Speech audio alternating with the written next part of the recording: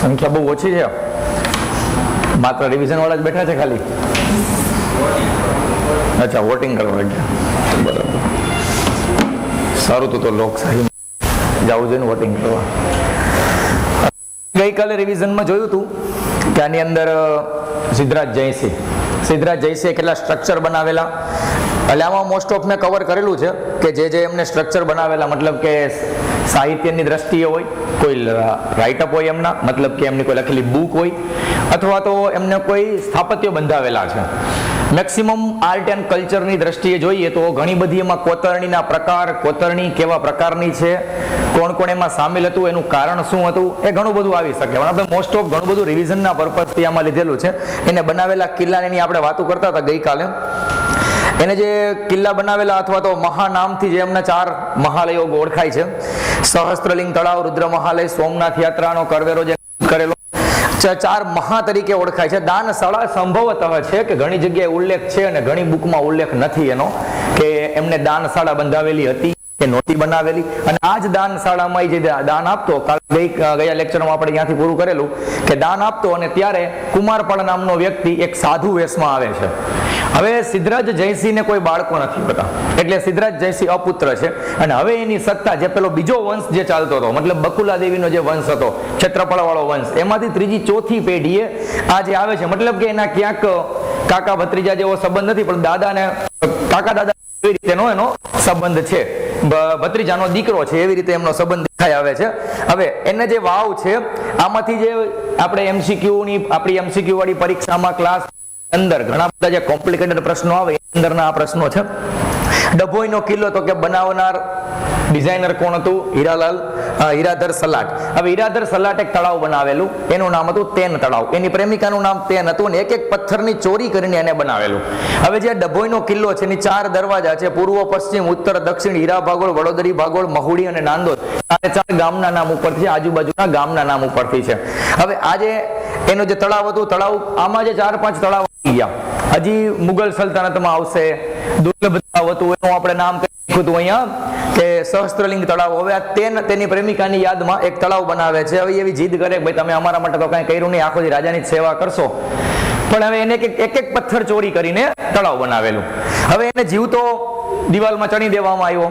ચણાયા પછી કથા એવી છે, કાંઈ કે કથા કાંઈ પરીક્ષામાં આવતી નથી, એનું કઈ ઓથેન્ટિક પ્રૂફ નથી હોતું, પણ લોકવાયકા અનુસાર કથા હોય કે ભાઈ દિવાલમાં ચડી નાખ્યો એટલે કાણું ખાલી રાખેલું, ભાઈ એમાંથી ઓક્સિજન મળતો રહીએ. ત્યારબાદ જીવતો રહીએ છે, એની પ્રેમિકા છે, એને કાંઈક વસ્તુ ત્યાંથી ખવડાવતી રહીએ, ઘણી લેખો ઘી પીવડાવે, ના છે તે છે, બરાબર. એટલે માણસ જીવતો રહીએ છે એમાંથી. પણ હવે કમાન નથી બનતી, એક કમાન જે છે દરવાજાની કમાન, એ જે રાઉન્ડ શેપની કમાન છે નથી બનતી. એટલે સિદ્ધરાજ જયસિંહને રિક્વેસ્ટ કરી કે ભાઈ આ એક જ વ્યક્તિ બનાવી શકે, બાકી ઇન્ડિયાના કોઈ કલાકાર ન બનાવી શકે. અંતે પછી એવું લોકોએ સિક્રેટ ખોલી દીધું કે આ છે હજી દિવાલની અંદર જીવતો જ છે, અને એ વ્યક્તિને બહાર કાઢે છે. પણ ત્યારબાદ તેનું મૃત્યુ થઈ જાય છે, કેમ કે પથ્થરમાં વધારે ટાઈમ રહેવાથી ફેફસાની બીમારી અને લંગ્સ ઇન્ફેક્શન વધારે થાય. એટલે ઝીંઝુવાડિયાનો કિલ્લો, દસાડા તાલુકો અને સુરેન્દ્રનગરની અંદર આવેલું ગામ છે, ત્યાં પણ એનો બનાવેલો કિલ્લો છે. એને પણ 4 દરવાજા અને બધું આપેલું છે. એના 4 દરવાજા, મધપોલ દરવાજો, હરિજન દરવાજો, ધર્મ દરવાજો. હવે આ જે દરવાજા છે, એમાં મધપોલ દરવાજાનું ખાસ એકાદ વાર એક્ઝામમાં આવેલું છે કે મારું ગુર્જર શૈલીમાં બનેલ છે. આ ટાઈમમાં જેટલા સ્ટ્રક્ચર બન્યા છે મારું ગુર્જર શૈલીમાં, આપને ક્યાંક કન્ફ્યુઝન લાગે, 90% મારું ગુર્જર શૈલી ઉપર ટીક કરી શકીએ. ત્યારબાદ વધારે વિશિષ્ટ હોય તો એની અંદર આર્ટ અને કલ્ચરમાં એનું નામ આપવામાં આવશે, મતલબ કે એમાં ક્યાંક જરૂર પડે ત્યાં અલગ એની શૈલી જે આવેલી છે, ઈરાની મુસ્લિમો આવશે, ઈરાની શૈલી સાથે ફ્રીમાં આવશે. મુસ્લિમ સલ્તનત આવે, કોઈ પણ સ્ટ્રક્ચર એવું લાગે કે આ મુસ્લિમ સલ્તનતે બનાવેલું છે.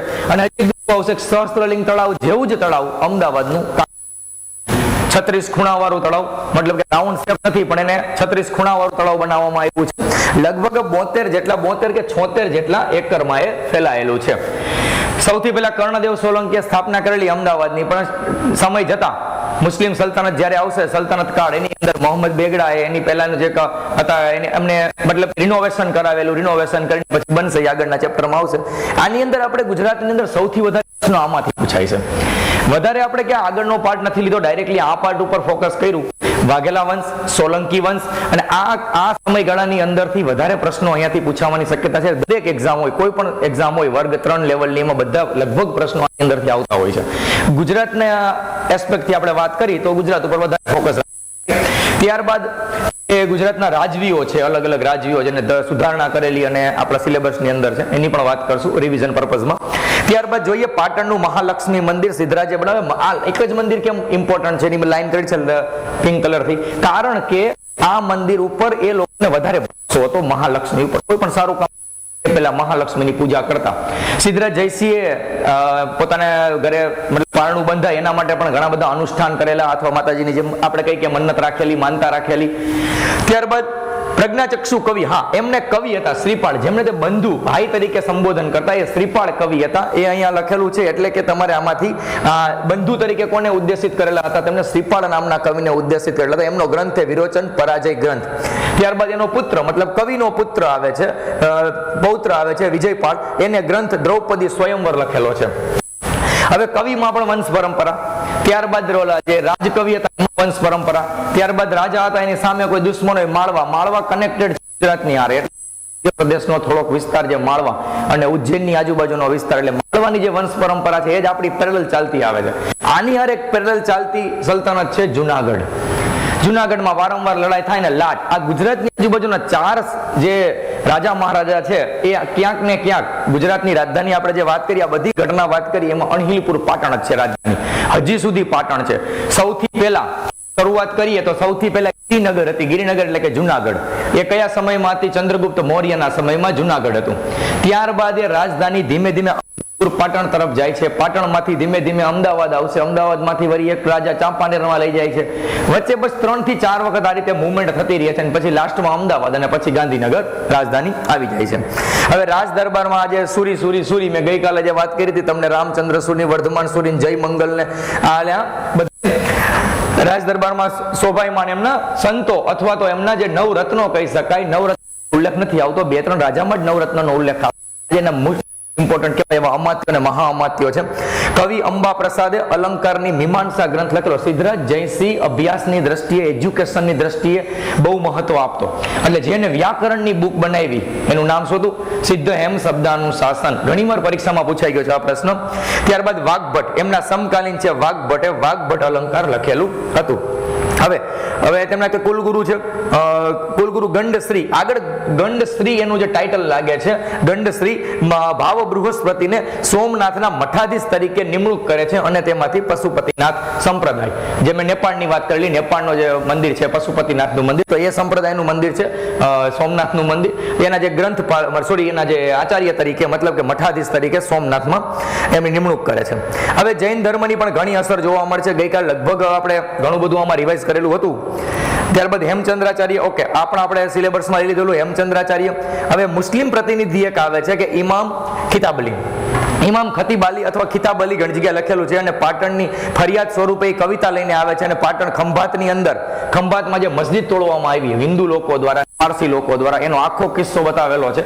અને એ કિસ્સામાં એક વ્યક્તિ, વ્યક્તિનું નામ જરૂરી છે, ઇમામ ખિતાબલી, ઇમામ ખતીબાલી, અને એ વ્યક્તિએ કવિતા કે પોતાની છંદ સ્વરૂપે કે કવાલી સ્વરૂપે પોતાની રિક્વેસ્ટ કરે છે. રાજાએ ત્યારે 1 લાખ રૂપિયા જેટલું દાન આપેલું. 1 લાખ સોનામાં હોય ત્યારે જેના સિક્કા ચાલતા હતા. અને આમાં એની ધાર્મિક સહિષ્ણુતા દેખાય છે.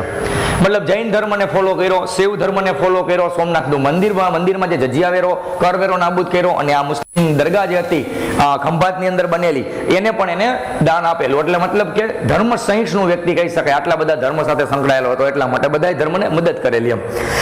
હેમચંદ્રાચાર્ય બહુ મહત્વપૂર્ણ વ્યક્તિ છે. ચાંગદેવ નામ છે એમનું, ચાંગદેવ બાળપણનું નામ. ત્યારબાદ જૈન ધર્મના એક મહાન સંત તરીકે, જૈન ધર્મના એક સંત હોય છે. જૈન એમ ધંધુકામાં જન્મ છે, આપણે અમદાવાદથી નજીક છે. ત્યારબાદ માતા પિતા એમના ચાહિણી અને ચાચિંગ. દીક્ષા સ્થળ ખંભાતમાં હોય. ત્યારબાદ સોમચંદ્ર નામ હોય. 21 વર્ષે આચાર્ય પદ સંભાળે છે. બહુ નાની ઉંમરમાં થઈ ગયેલા સાધુ સંતોમાં એક એમનું નામ છે. ને હેમચંદ્રાચાર્ય જૈન ધર્મના એક બહુ મહાન સંત કહેવાય, અને એમની સમાધિ લગભગ પાલીતાણામાં આવેલી છે. કાલિકાલ સર્વજ્ઞનું બિરુદ સિદ્ધરાજ જયસિંહ આપેલું હતું. ત્યારબાદ અવસાન. 1173 સમાધિ પાલિતાણામાં. ઓકે, હવે એમને જે લખેલા ગ્રંથો છે એની અંદર આ નિઘંટુ કોષ વનસ્પતિ અને દવાઓને લગતો કોષ છે. આ એક વિશિષ્ટ લાગેલું એટલે મેં એમાં એરો કરીને વનસ્પતિ ને દવાને લગતું, વૈદકને લાગતું. પોતે ડોક્ટર નથી પણ ઘણી બધી વિદ્યા જાણે છે, ઘણી બધી વિદ્યાના, ગ્રામરના, વ્યાકરણના જાણકાર છે, એટલા માટે એમણે આટલા બધી બુકો લખેલી છે. દયાશ્રય જે બુક છે એના ઘણા રેફરન્સ આવેલા આગળ આપણે.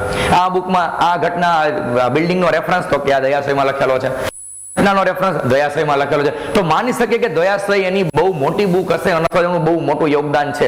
એના લીધે એમને કાલિકા સર્વજ્ઞ બિરુદ આપવામાં આવેલું. તો પ્રશ્ન એ આપણે થાય કે ભાઈ કઈ બુકના લીધે એમને કાલિકા સર્વજ્ઞ સિદ્ધરાજ જયસિંહ ટાઇટલ આપેલું? એ છે દયાશ્રય. ત્યારબાદ લિંગાનુશાસન, કાવ્યાનુશાસન, યોગ શાસ્ત્ર, આપણે નામથી જ આપણો પરિચય થઈ જાય કે ભાઈ યોગ વિદ્યા વિશે હશે. લિંગ એટલે કે શિવલિંગ વિશેનો ઇતિહાસ હશે કે એના કેવી રીતે ઉદ્ભવ થયો, શું કાંઈ શિવજી વિશે. ત્યારબાદ સંસ્કૃત ભાષા કોશ, માનસા, આ બધું એમને લખેલા ગ્રંથો છે. ગ્રંથો ક્યારે પૂછાતા નથી પણ જે મોસ્ટ ઇમ્પોર્ટન્ટ ગ્રંથો છે, આગળનું જે નામ બતાવ્યું તમને, જે વનસ્પતિ વિશેનું નિઘંટુ કોષ, તે આમાં ઉપયોગી થઈ પડે. હવે આ એક ઘટના છે કે ઉત્તરાયણના દિવસે સિદ્ધરાજ જયસિંહનું અવસાન થયેલું, એટલા માટે આજ પણ સિદ્ધપુરની અંદર ક્યારેય ઉત્તરાયણ મનાવવામાં આવતી નથી, હાલની તારીખે પણ. બરાબર, મૃત્યુ સિદ્ધપુરમાં થયું, આથી પતંગ ઉડાવવામાં ત્યાં આવતી નથી. ત્યારબાદ ગુજરાતનો સુવર્ણકાળ સોલંકી, અને સોલંકીમાં પણ સુવર્ણકાળ એ છે કુમારપાળ. હવે જયસિંહ પછી હેમચંદ્રાચાર્યની મદદથી નવો વ્યક્તિ આવે છે કુમારપાળ. એની જ વંશપરા વંશાવલી છે જે આગળ જે બે હતી એમાંથી જે બકુલાદેવી છે સોમનાથમાં અંદર જે ડાન્સરનું કામ કરતી, એમને એટલે એ પદને હટાવી, ક્ષેમરાજના પદને હટાવી દીધેલું અને ક્ષેમરાજને રિટાયર્ડ કરી નાખ્યો, મતલબ કે એને સત્તામાંથી નિવૃત્તિ લીધી અને ત્યારબાદ આપણે આગળ જોયું એ પ્રમાણે વંશ ચાલેલો. હવે આની જે ક્ષેમરાજની જે વંશાવલી હતી, કુમારપાળ નામનો વ્યક્તિ બહુ હોશિયાર છે, 50 વર્ષની ઉંમરે ગાદી પર આવે છે. હવે એ વંશના ક્ષેમરાજ, યોગરાજ એ કોઈને ગાદી પર નહીં આવવા માટે સિદ્ધરાજ જયસિંહ ઘણા પ્રયત્નો કરે છે, એટલે આ ભાગતો ફરો છે, બહુ ભાગતો ફરે છે કુમારપાળ, મને પણ મારી નાખશે.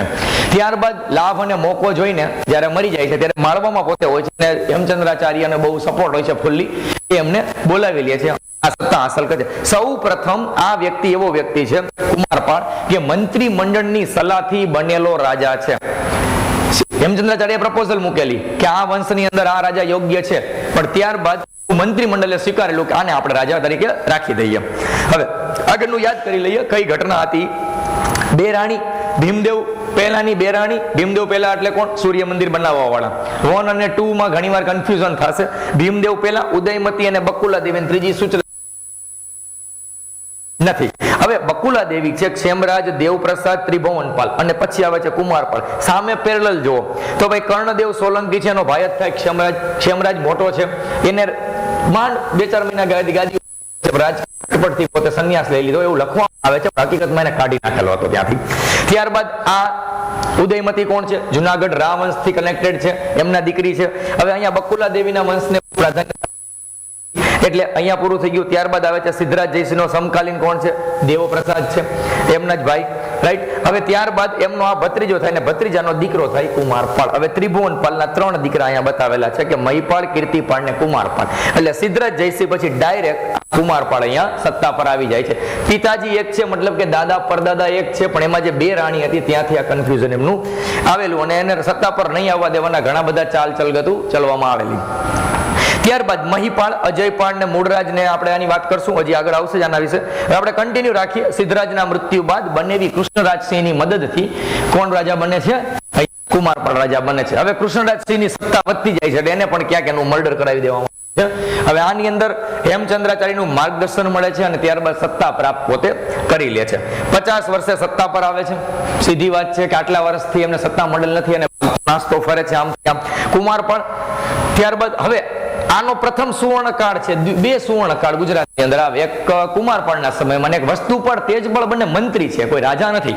વસ્તુપાળ અને તેજપાળના સમયનો કાળ છે, એ પણ દ્વિતીય સુવર્ણકાળ ગુજરાતનો ગણાય છે. એમને ગુજરાતની અંદર જેટલા અનામી સ્થાપત્યો છે બધી બુકમાં લખેલું છે. મોસ્ટ ઓફ ઘણી બધી બુકોની અંદર અનામી સ્થાપત્ય હોય એટલે કુમારપાળ તેજપાળ જ બંધાવેલું હોય.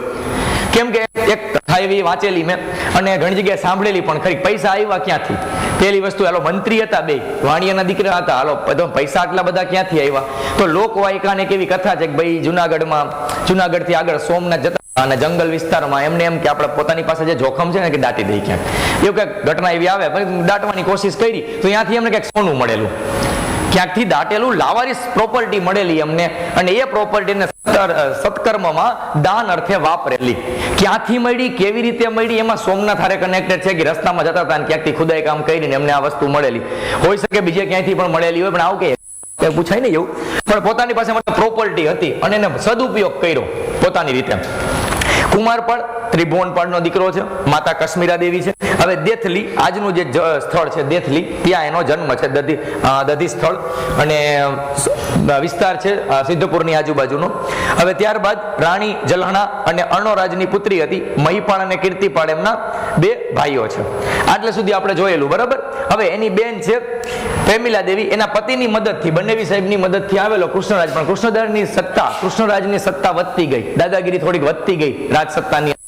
આપણે કીધું એટલે આ ભાઈ રાજા બની ગયા છે, મેં મદદ કરેલી એમ એહસાન બતાવે ને, તો એમાં પછી એનું સંપૂર્ણ નાશ કરવો પડેલો આગળ જતા. પંડિત હેમચંદ્રાચાર્ય છે. હેમચંદ્રાચાર્ય કયા બે રાજા સાથે સંકળાયેલા છે? હેમચંદ્રાચાર્ય કયા બે રાજાના સમકાલીન સમયમાં હતા? તો સિદ્ધરાજ જયસિંહ અને કુમારપાળ બંનેના સમયમાં હતા. ઘણી જગ્યાએ હું ભણતો ત્યારે મને એમ જ હતું કે સિદ્ધરાજ જયસિંહ દીકરો કુમારપાળ જ છે, તો પછી ખબર પડી એનો દીકરો નથી, પણ એની વંશાવલીમાંથી જ છે, પણ એ બે રાણી હતી એની જે ઘટના છે એમાંથી છે, રાઈટ. ત્યારબાદ સિદ્ધરાજ જયસિંહ અને કુમારપાળ બંનેના સમયની અંદર હેમચંદ્રાચાર્ય રાજગુરુ તરીકે રાજમહેલની અંદર બિરાજમાન છે.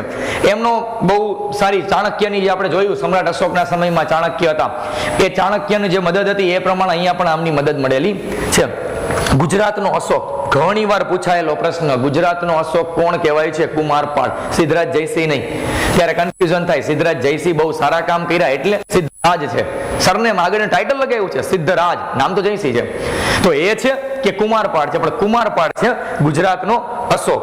પરમ માહેશ્વર, પરમહંસ, ઉત્તમ શ્રાવક, ચતુર્મુખ, ઉમાપતિ, વરલબ્ધ પ્રસાદ, આ બધી એમની ઉપાધિ છે. ઘણી બધી ઉપાધિ, દરેક રાજામાં 4 થી 5 ઉપાધિ આવેલી હશે, 4 5 6 ઉપાધિ આવેલી છે. પરમ ભટ્ટારક ને પરમહંસ ને ઉત્તમ શ્રાવક, ચતુર્મુખ, પરમ મંડલેશ્વર તો બધામાં હશે. મંડલ વિસ્તાર ને મંડલ તો જિલ્લો, આજની તારીખમાં આપણે જિલ્લો કહીએ મંડલ કહેવાય, અને મંડલ કોઈ પણ વિસ્તાર જીતી લીધો એટલે મંડલેશ્વર, 4 5 જીતા મહામંડલેશ્વર, સીધું અહીંયા કનેક્ટેડ છે. શિવ ધર્મી પરંતુ જૈન ધર્મ લઈ લે છે. પછી ત્યારબાદ વિદ્વાન છે, પોતાનો એક બુક બનાવેલી છે ગણદર્પણ, વ્યાકરણનો ગ્રંથ લખે છે, કેમ કે આગળનો રાજા પણ હોશિયાર છે, આ પોતે પણ હોશિયાર છે, જૈન ધર્મ, અને ક્યાંક ને ક્યાંક કનેક્શન કોની હારે છે? સિદ્ધરાજ જયસિંહ હેમચંદ્રાચાર્ય સાથે. એટલે હેમચંદ્રાચાર્ય બુક લખવા માટે, ગ્રામરને પ્રમોશન આપવા માટે, ગુજરાતી સાહિત્ય, કલ્ચર, આર્ટ પ્રમોશન આપવા માટે બધું માર્ગદર્શન આપતા હોય છે. ત્યારબાદ મંત્રી પરિષદથી પસંદગીથી સત્તા મેળવનાર પ્રથમ રાજા છે. વન લાઇનર શોર્ટ પોઈન્ટ લખેલા છે. ત્યારબાદ હેમચંદ્રાચાર્ય અને ઉદયનની મદદથી એનો પુત્ર છે વાઘભટ્ટ, એ મહાઅમાત્ય છે. વાઘભટ્ટ આગળ આપણે જોયું, બંનેવી કૃષ્ણદેવની હત્યા અહીંયા વાઘભટ્ટ કરાવી દે છે. ત્યારબાદ હવે શાકંભરીના અર્ણોરાજ છે, એની જે આ જે દીકરી છે કાંચન દેવી સિદ્ધરાજ જયસિંહની દત્તક પુત્રી છે. અને અહીંયા જે અજયદેવ છે, અજયદેવ એટલે કે આજનું જે અજમેરની સ્થાપના કરનાર અજયદેવ છે, એમના પુત્ર છે અર્ણોરાજ. અર્ણોરાજની હારે લગ્ન કરેલા છે. શાકંભરી એટલે કે રાજસ્થાનનો જે વંશ છે એમની સાથે, એ છે ચાહમન અને ચૌહાણ વંશ છે. હવે જલહાના લગ્ન કુમારપાળ સાથે થાય છે, અને ક્યાંક સામે સામે કનેક્શન પણ છે આની અંદર. ત્યારબાદ એમનો દીકરો સોમેશ્વર, ને સોમેશ્વરનો દીકરો છે પૃથ્વીરાજ. એટલે એમ કહી શકાય કે પૃથ્વીરાજના દાદી કાંચન દેવી, અને કાંચન દેવીના પિતા એટલે કોણ? કે સિદ્ધરાજ જયસિંહ, પણ દત્તક પુત્રી હતી, કોઈ એમની પોતાની દીકરી હતી નહીં. એટલે કે સિદ્ધરાજ જયસિંહ એમ કહી શકે કે મેં આને પૃથ્વીરાજ ચૌહાણને પોતે જોયેલો છે, મતલબ કે ભારતનો એક પરાક્રમી રાજા છે પૃથ્વીરાજ ચૌહાણ. હવે અહીંયા આગળ જોઈએ, આ યુદ્ધનું વર્ણન જે છે એમના હેમચંદ્રાચાર્યના શિષ્ય દેવયંત, અહીંયાનું જે વર્ણન મેં બતાવેલું, સોરી આને ભૂલાઈ ગયું થોડુંક એક્સપ્લેન કરતા. હવે જલહાના લગ્ન, જલહાના કોણ છે? તો કે અર્ણોરાજની દીકરી છે, એમના લગ્ન છે કુમારપાળ સાથે કરે. હવે આમાં દીકરી આની અંદર કન્ફ્યુઝન થશે કે તમારા ભાઈ બહેન જેવો સંબંધ થયો, પણ એવું નથી. માં અલગ અલગ છે, પિતા એક છે. 5 7 રાણી હોય, એમાંથી એક દીકરી હોય, તો એને એમ ના સમજવું કે આની બેન થાય, એની માતા થાય. હવે કાંચન દેવી હોય તો કાંચન દેવીની દીકરી થાય તો આની બેન જ થાય ને, સીધી વાત છે, બ્લડ રિલેશનમાં આવે. પણ એવું નથી, અહીંયા 4 5 રાણી હોય, એમાંથી કની દીકરી છે એવો ક્યાંય ઉલ્લેખ વિવાદાસ્પદ રીતે મળે છે, પણ એનું કનેક્શન છે ત્યાં. એમાં કુમારપાળને હરાવે છે, અને આબુના વિક્રમસિંહની અને અહીંયા દેવળ દેવીના લગ્ન પછી અહીંયા કરાવે છે અર્ણોરાજ સાથે. તો હવે અહીંયા પણ અર્ણોરાજના લગ્ન થયા, કાંચન દેવી હારે લગ્ન કરેલા. હવે આમાં કાકા ભત્રીજા જેવો સંબંધ આવશે ને એમાં તો ખબર ક્યારેક એવું થશે કે કાકાની ઉંમર ને ભત્રીજાની ઉંમર સેમાન જોવા મળશે. રાજાને જો આપણે જે પેરેલલ આગળની જે વાત કરી સિદ્ધરાજ જયસિંહની ને ક્ષેમરાજની વાત કરેલી, તો એમાં ક્યાંક ઉંમર ડિફરન્સ આવશે. રાજા મહારાજામાં શું થાય કે પેલી રાણીનો પહેલો દીકરો અને છેલ્લી રાણી બેની ઉંમર સરખી હોય છે. પેલી રાણીનો પહેલો દીકરો એટલે લગ્ન થયા રાજાના 20-22 વર્ષ એટલે પહેલો દીકરો એમનો થયો, રાઈટ. પછી રાજાની તો સત્તા વધતી ગઈ 50 વર્ષ, 60 વર્ષ, 70 વર્ષ સુધી રાજ કરે, 40 વર્ષ સુધી. હવે જ્યાં ગમે ત્યાં લગ્ન કરી લે અને આવી કન્યાઓ સાથે લગ્ન કરે, કોઈ બીજા ધર્મની હોય, બીજા કુળની હોય, બીજા પરિવારની હોય, તો જે છેલ્લામાં છેલ્લી રાણી તમે જોવો ને તો એ મોટા દીકરા જેવડી હોય. કે એના માટે લાવ્યો હતો કે પોતાના માટે લાવ્યો હતો, એ કન્ફ્યુઝન થાય ઘણી વાર, રાઈટ. એટલા માટે એના દીકરા દીકરી હોય એટલે કાકા ભત્રીજામાં ઘણો ડિફરન્સના બદલે સમાન ઉંમર પણ જોવા મળશે. ત્યારબાદ હવે હેમચંદ્રાચાર્યનો શિષ્ય છે દેવચંદ્ર, એને પુસ્તક ચંદ્રલેખા વિજય પ્રકરણની અંદર આખી ઘટનાનું અંદર વર્ણન કરેલું છે. ત્યારબાદ સોમેશ્વરને એક સામંત બનાવે છે પોતે. ત્યારબાદ અજમેર પર 2 વાર લડાઈ કરી, 45 અને 50ની. હવે 1150 ની અંદર અર્ણોરાજની હાર થાય છે. અર્ણોરાજની હાર થાય એટલે સોમેશ્વર એમનો દીકરો, સોમેશ્વરનો દીકરો કોણ છે? પેલો શું કહેવાય આપણે પૃથ્વીરાજ ચૌહાણ. એટલે હવે પૃથ્વીરાજ ચૌહાણ છે એમના પિતાજી સોમેશ્વર અહીંયા બદલો લેશે. અર્ણોરાજ હારી ગયા છે એટલે પાછો બદલો લેશે. આમ જો તો અર્ણોરાજ એમના ફુવા છે, કેમ કે કાંચન દેવી અહીંયા આપેલા છે એટલા માટે. હવે કોંકણના મલ્લિકાર્જુન સાથે કોંકણની સત્તા, કોંકણનું કોણ હતું? પેલી મણિલના દેવી, એનું નામ શું હતું? મિનળ દેવી. ત્યાં રાજવંશ છે, એની સાથે યુદ્ધ થાય છે અને ત્યાં શિલાહાર વંશ છે અને એનો રાજા છે એ પોતે ડેથ થઈ જાય છે હાથી પરથી મરતા. ત્યારબાદ કુમારપાળ તરફથી મંત્રી, ત્યાં આંબળ તરીકે મંત્રી હોય છે. કુમારપાળ પોતે લડાઈમાં થઈ ગયો, આંબળ મંત્રી ત્યાં લડાઈ થઈ ગઈ એટલે નામ તો પોતાનું જ આવે, સીધી વાત છે, રાજાનું જ નામ આવે. નાંદીપુરના સૈન્ય બાદ બલ્લાલ 5 ને હરાવવામાં આવે છે અને બલ્લાલ 5 નું મૃત્યુ થાય છે. અજય મેરુ ઉદયપુર તરફથી કોંકણ રાજ, એની સત્તા તમે જુઓ ઉપરથી ઉદયપુર, અજમેર, અજમેર થી ઉપર અજમેર, ઉદયપુર, નીચે સાંચોર, ત્યારબાદ રાજસ્થાનનો અડધો ભાગ આવી જાય, ત્યારબાદ ગુજરાત આવી જાય, પાટણ, અલહીરપુર પાટણ ત્યારે મિડલમાં આવી ગયું વચ્ચોવચ. ત્યારબાદ નીચે સીધી પટ્ટીમાં આપણે આવીએ ગુજરાતની અંદર, તો ઉપર અજમેર થી આવીએ, નીચે અણહિલપુર પાટણ, અલીનપુર પાટણ થી નીચે આવી જાય તો ગુજરાતની અંદર આખું ગુજરાત કવર થતું જાય. સૌરાષ્ટ્ર પણ એનામાં છે, રામાંડલિક વાળો વિસ્તાર, મતલબ જુનાગઢ સાઈડમાં આવી જાય. ત્યારબાદ નીચે લાટ પ્રદેશ એટલે દક્ષિણ ગુજરાત, સુરત, નવસારી, વડોદરા વાળો વિસ્તાર, અને ત્યારબાદ નીચે એકદમ કોંકણ લાટનો જે મુંબઈની સીધી પટ્ટી તમે ગોવા સુધી ડ્રો કરો ત્યાં સુધી એની રાજ સત્તા ફેલાઈ છે. ક્યાંક વચ્ચે આવતા ગયા જતા ગયા. હવે આટલી બધી સત્તામાં બધે સામંતો જ મૂકવા પડે અને સામંત ગમે ત્યારે માથું ઊંચું કરે એટલે એનો બળવો દબાવી દેવામાં આવે. આ દરેક રાજસત્તાની અંદર કોમન ઘટના છે. ત્યારબાદ જૈન ધર્મ અપનાવ્યો ભાઈએ પોતે. ત્યારબાદ ગિરનાર પગથિયા, આ પ્રશ્ન ઘણીવાર આવેલો છે, 2 થી 3 વાર મેં પેપરમાં જોયો છે. ગિરનારના પગથિયા સૌપ્રથમ બંધાવનાર વ્યક્તિ કોણ હતો? કુમારપાળ. ત્યારબાદ 1169 એને બંધાવેલા. સોમનાથ મંદિરનો જીર્ણોદ્ધાર કરાવેલો. ઘણા બધા રાજાએ સોમનાથ મંદિરનો જીર્ણોદ્ધાર કરાવેલો. શિવલિંગ તૂટી ગઈ, તોડી નાખી. મોહમ્મદ ગોરી, ગજની આવ્યા, પાછી નવી ત્યારબાદ જીર્ણોદ્ધાર કરાવેલો. અત્યારે જે અંતમાં છે એ સરદાર વલ્લભભાઈ પટેલના પ્રયત્નોથી બનેલું ભારતની આઝાદી પછીનું સ્વતંત્ર રીતે અને બહુ સારી રીતે બનેલું એક સોમનાથ મંદિર છે. કૃષ્ણ ભગવાને પણ એનો જીર્ણોદ્ધાર કરાવેલો. ત્યારબાદ એમના જે ગ્રંથ પાટણ 21 મઠના ગ્રંથ ભંડારની સ્થાપના કરેલી અને જે એમના જૈન વિહારો બનાવેલા, અણહિલપુર પાટણ, કુમારેશ્વર મંદિર, અજીતનાથ મંદિર, તારંગા હિલ. હા, તારંગા હિલ ઉપર કોનું મંદિર છે? અજીતનાથજીનું મંદિર છે. અજીતનાથજીનું દેરાસર આવેલું છે. તારંગા હિલ મહેસાણા પાસે છે. ત્યારબાદ ઈડર, રૂઠી રાણીનું માળિયું તરીકે ઓળખાય છે, એનું સમારકામ કરાવેલું અને ઈડરિયા ગઢ પર આજે રૂઠી રાણીનું મંદિર આવેલું છે. ત્યારબાદ તારંગા હિલ, એમાં તારંગા હિલમાં બંને ધર્મનું જોવા મળે. જ્યાં જ્યાં જૈન ધર્મની ગુફા જોવા મળશે એની સાથે જ બૌદ્ધ ધર્મની જોવા મળશે. આ બંને ધર્મ પેરેલલ સંકળાયેલા છે.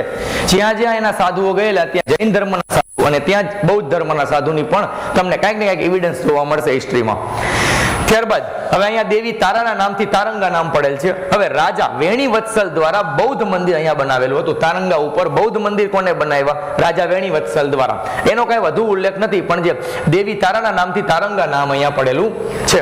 હવે કુમારપાળ દ્વારા અજીતનાથ દેરાસર બનાવવામાં આવ્યું. આપણે કુમારપાળની વાત કરી લે, કુમારપાળ જ હોય ને. હવે અજીતનાથ દેરાસર બનાવ્યું, આ બધા એના સ્ટ્રક્ચર બનાવેલા છે બધા.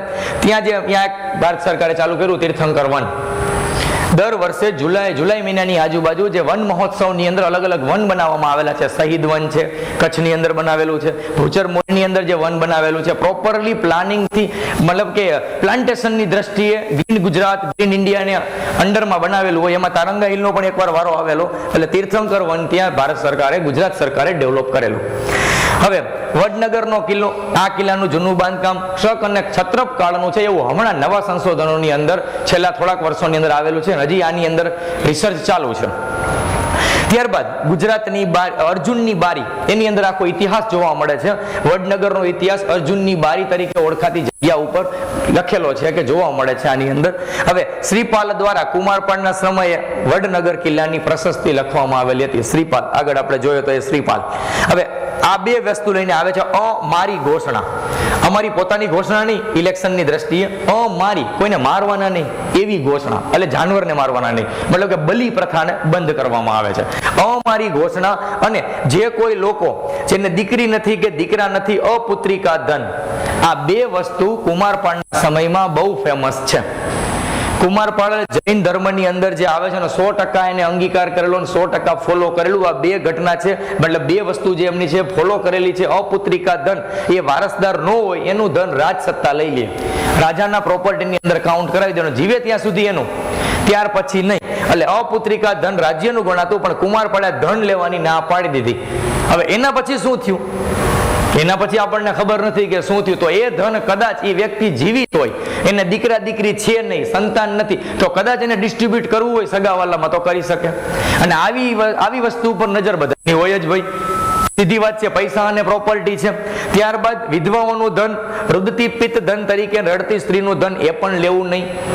એ પણ રાજા ડોનેશનમાં આપે છે. મતલબ કે એને ધાર્મિક સુધારા ઘણા બધા કરેલા છે. અપુત્રિકા ધન, અને આગળ જે આપણે જોયેલું આ જે છે અમારી ઘોષણા, એટલે કોઈ પણ વધારે હિંસા કરવાની નહીં. તહેવાર ઉપર તો હિંસા બંધ જ છે 100%. હાલની તારીખમાં પણ જૈન સંપ્રદાય એના જે તહેવારો આવે, પર્યુષણ આવે, ત્યારે ભારત સરકારને પત્ર લખીને જે બુચડખાના છે, એટલે કે માંસ મટનનો જે વેપાર થતો હોય માર્કેટમાં 100% છુટ્ટી કરાવવામાં આવે છે. મતલબ કે એ દિવસે કોઈ પણ જાનવરની હિંસા કરાવવામાં આવતી નથી. ચાહે મહાવીર જયંતિ હોય, પર્યુષણ હોય, કોઈ પણ એવા તહેવારો ઉપર લગભગ આવી રીતે બંધ કરવામાં આવે છે. માછીમારીના પણ તે બંધ કરાવી દે છે. મતલબ કે આજની તારીખે થાય તેટલું અહિંસા ઉપર તે ફોકસ કરે છે. એ અહીંયા આપણે જોવા મળે છે.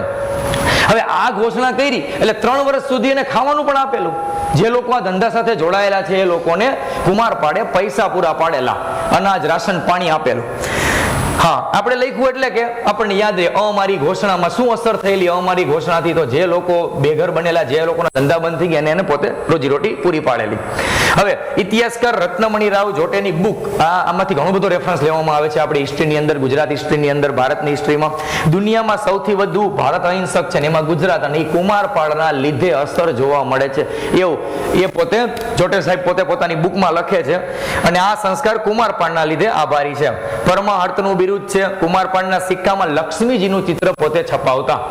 ત્યારબાદ સાહિત્ય, સ્થાપત્ય ઉત્તમ છે. અપુત્રિકા ધન, વિધવાઓનું ધન લેવાનું નહીં. હવે અશોક શા માટે એને કીધો છે, એને અશોક શા માટે કીધો છે? આવું મેઇન્સની એક્ઝામમાં પણ પ્રશ્ન પૂછાઈ શકે ડિસ્ક્રિપ્ટિવ ટાઈપમાં. આપણે વર્ડ લિમિટ હોય છે એમાં કે 60 શબ્દ 100 શબ્દની અંદર વર્ણન કરો. શા માટે એને ગુજરાતનો અશોક કહેવામાં આવેલો છે? હવે અશોક શું કરે, અશોક ફેમસ શું કામ છે? તમે પહેલા તમને વાત, પોતાનો ધર્મ છોડીને એને જૈન, એટલા માટે અશોક નથી. ધર્મ તો ઘણા બધા રાજા ચેન્જ કરેલા, પણ એને જે શસ્ત્ર છોડી દીધા અને ધર્મનો પ્રચાર કર્યો એટલા માટે એ ફેમસ થયો કે આટલો હિંસક રાજા હતો, ક્રૂર રાજા હતો. અહીંયા પણ એવું જ કર્યું, એને કોઈ શસ્ત્ર નથી મૂક્યા, પણ મેક્સિમમ બને ત્યાં સુધી એને જૈન ધર્મનો વિકાસ કર્યો. પેલા ભાઈએ બૌદ્ધનો વિકાસ કરેલો અને જૈન ધર્મનો વિકાસ કરેલો. બધી જગ્યાએ એને દેરાસરો બનાવેલા, તીર્થસ્થાન બનાવેલા, પાણીનો પરબ કે તો પરબ બનાવેલા, અને વાવ બનાવેલી, આવું ઘણું બધું કરેલું. એના હવે રાજા કરે એટલે મંત્રીઓ પણ કરે. મંત્રીઓને પગાર સારા હોય ને મંત્રીઓ પાસે પોતાની સત્તા હોય છે, એટલા માટે એ પણ એને બનાવેલા. એટલે અલગ એના સમયમાં અલગ અલગ મંત્રીઓએ, અલગ અલગ લોકોએ, અલગ અલગ દાનવી જે સ્થાપત્યો બનાવેલા, એટલા માટે અશોક કહેવામાં આવે છે, ગુજરાતનો અશોક કહેવામાં આવે છે. આવું લખે છે ડોક્ટર હરિપ્રસાદ શાસ્ત્રી. હવે કુમારપાળને બી કોઈ પુત્ર નથી.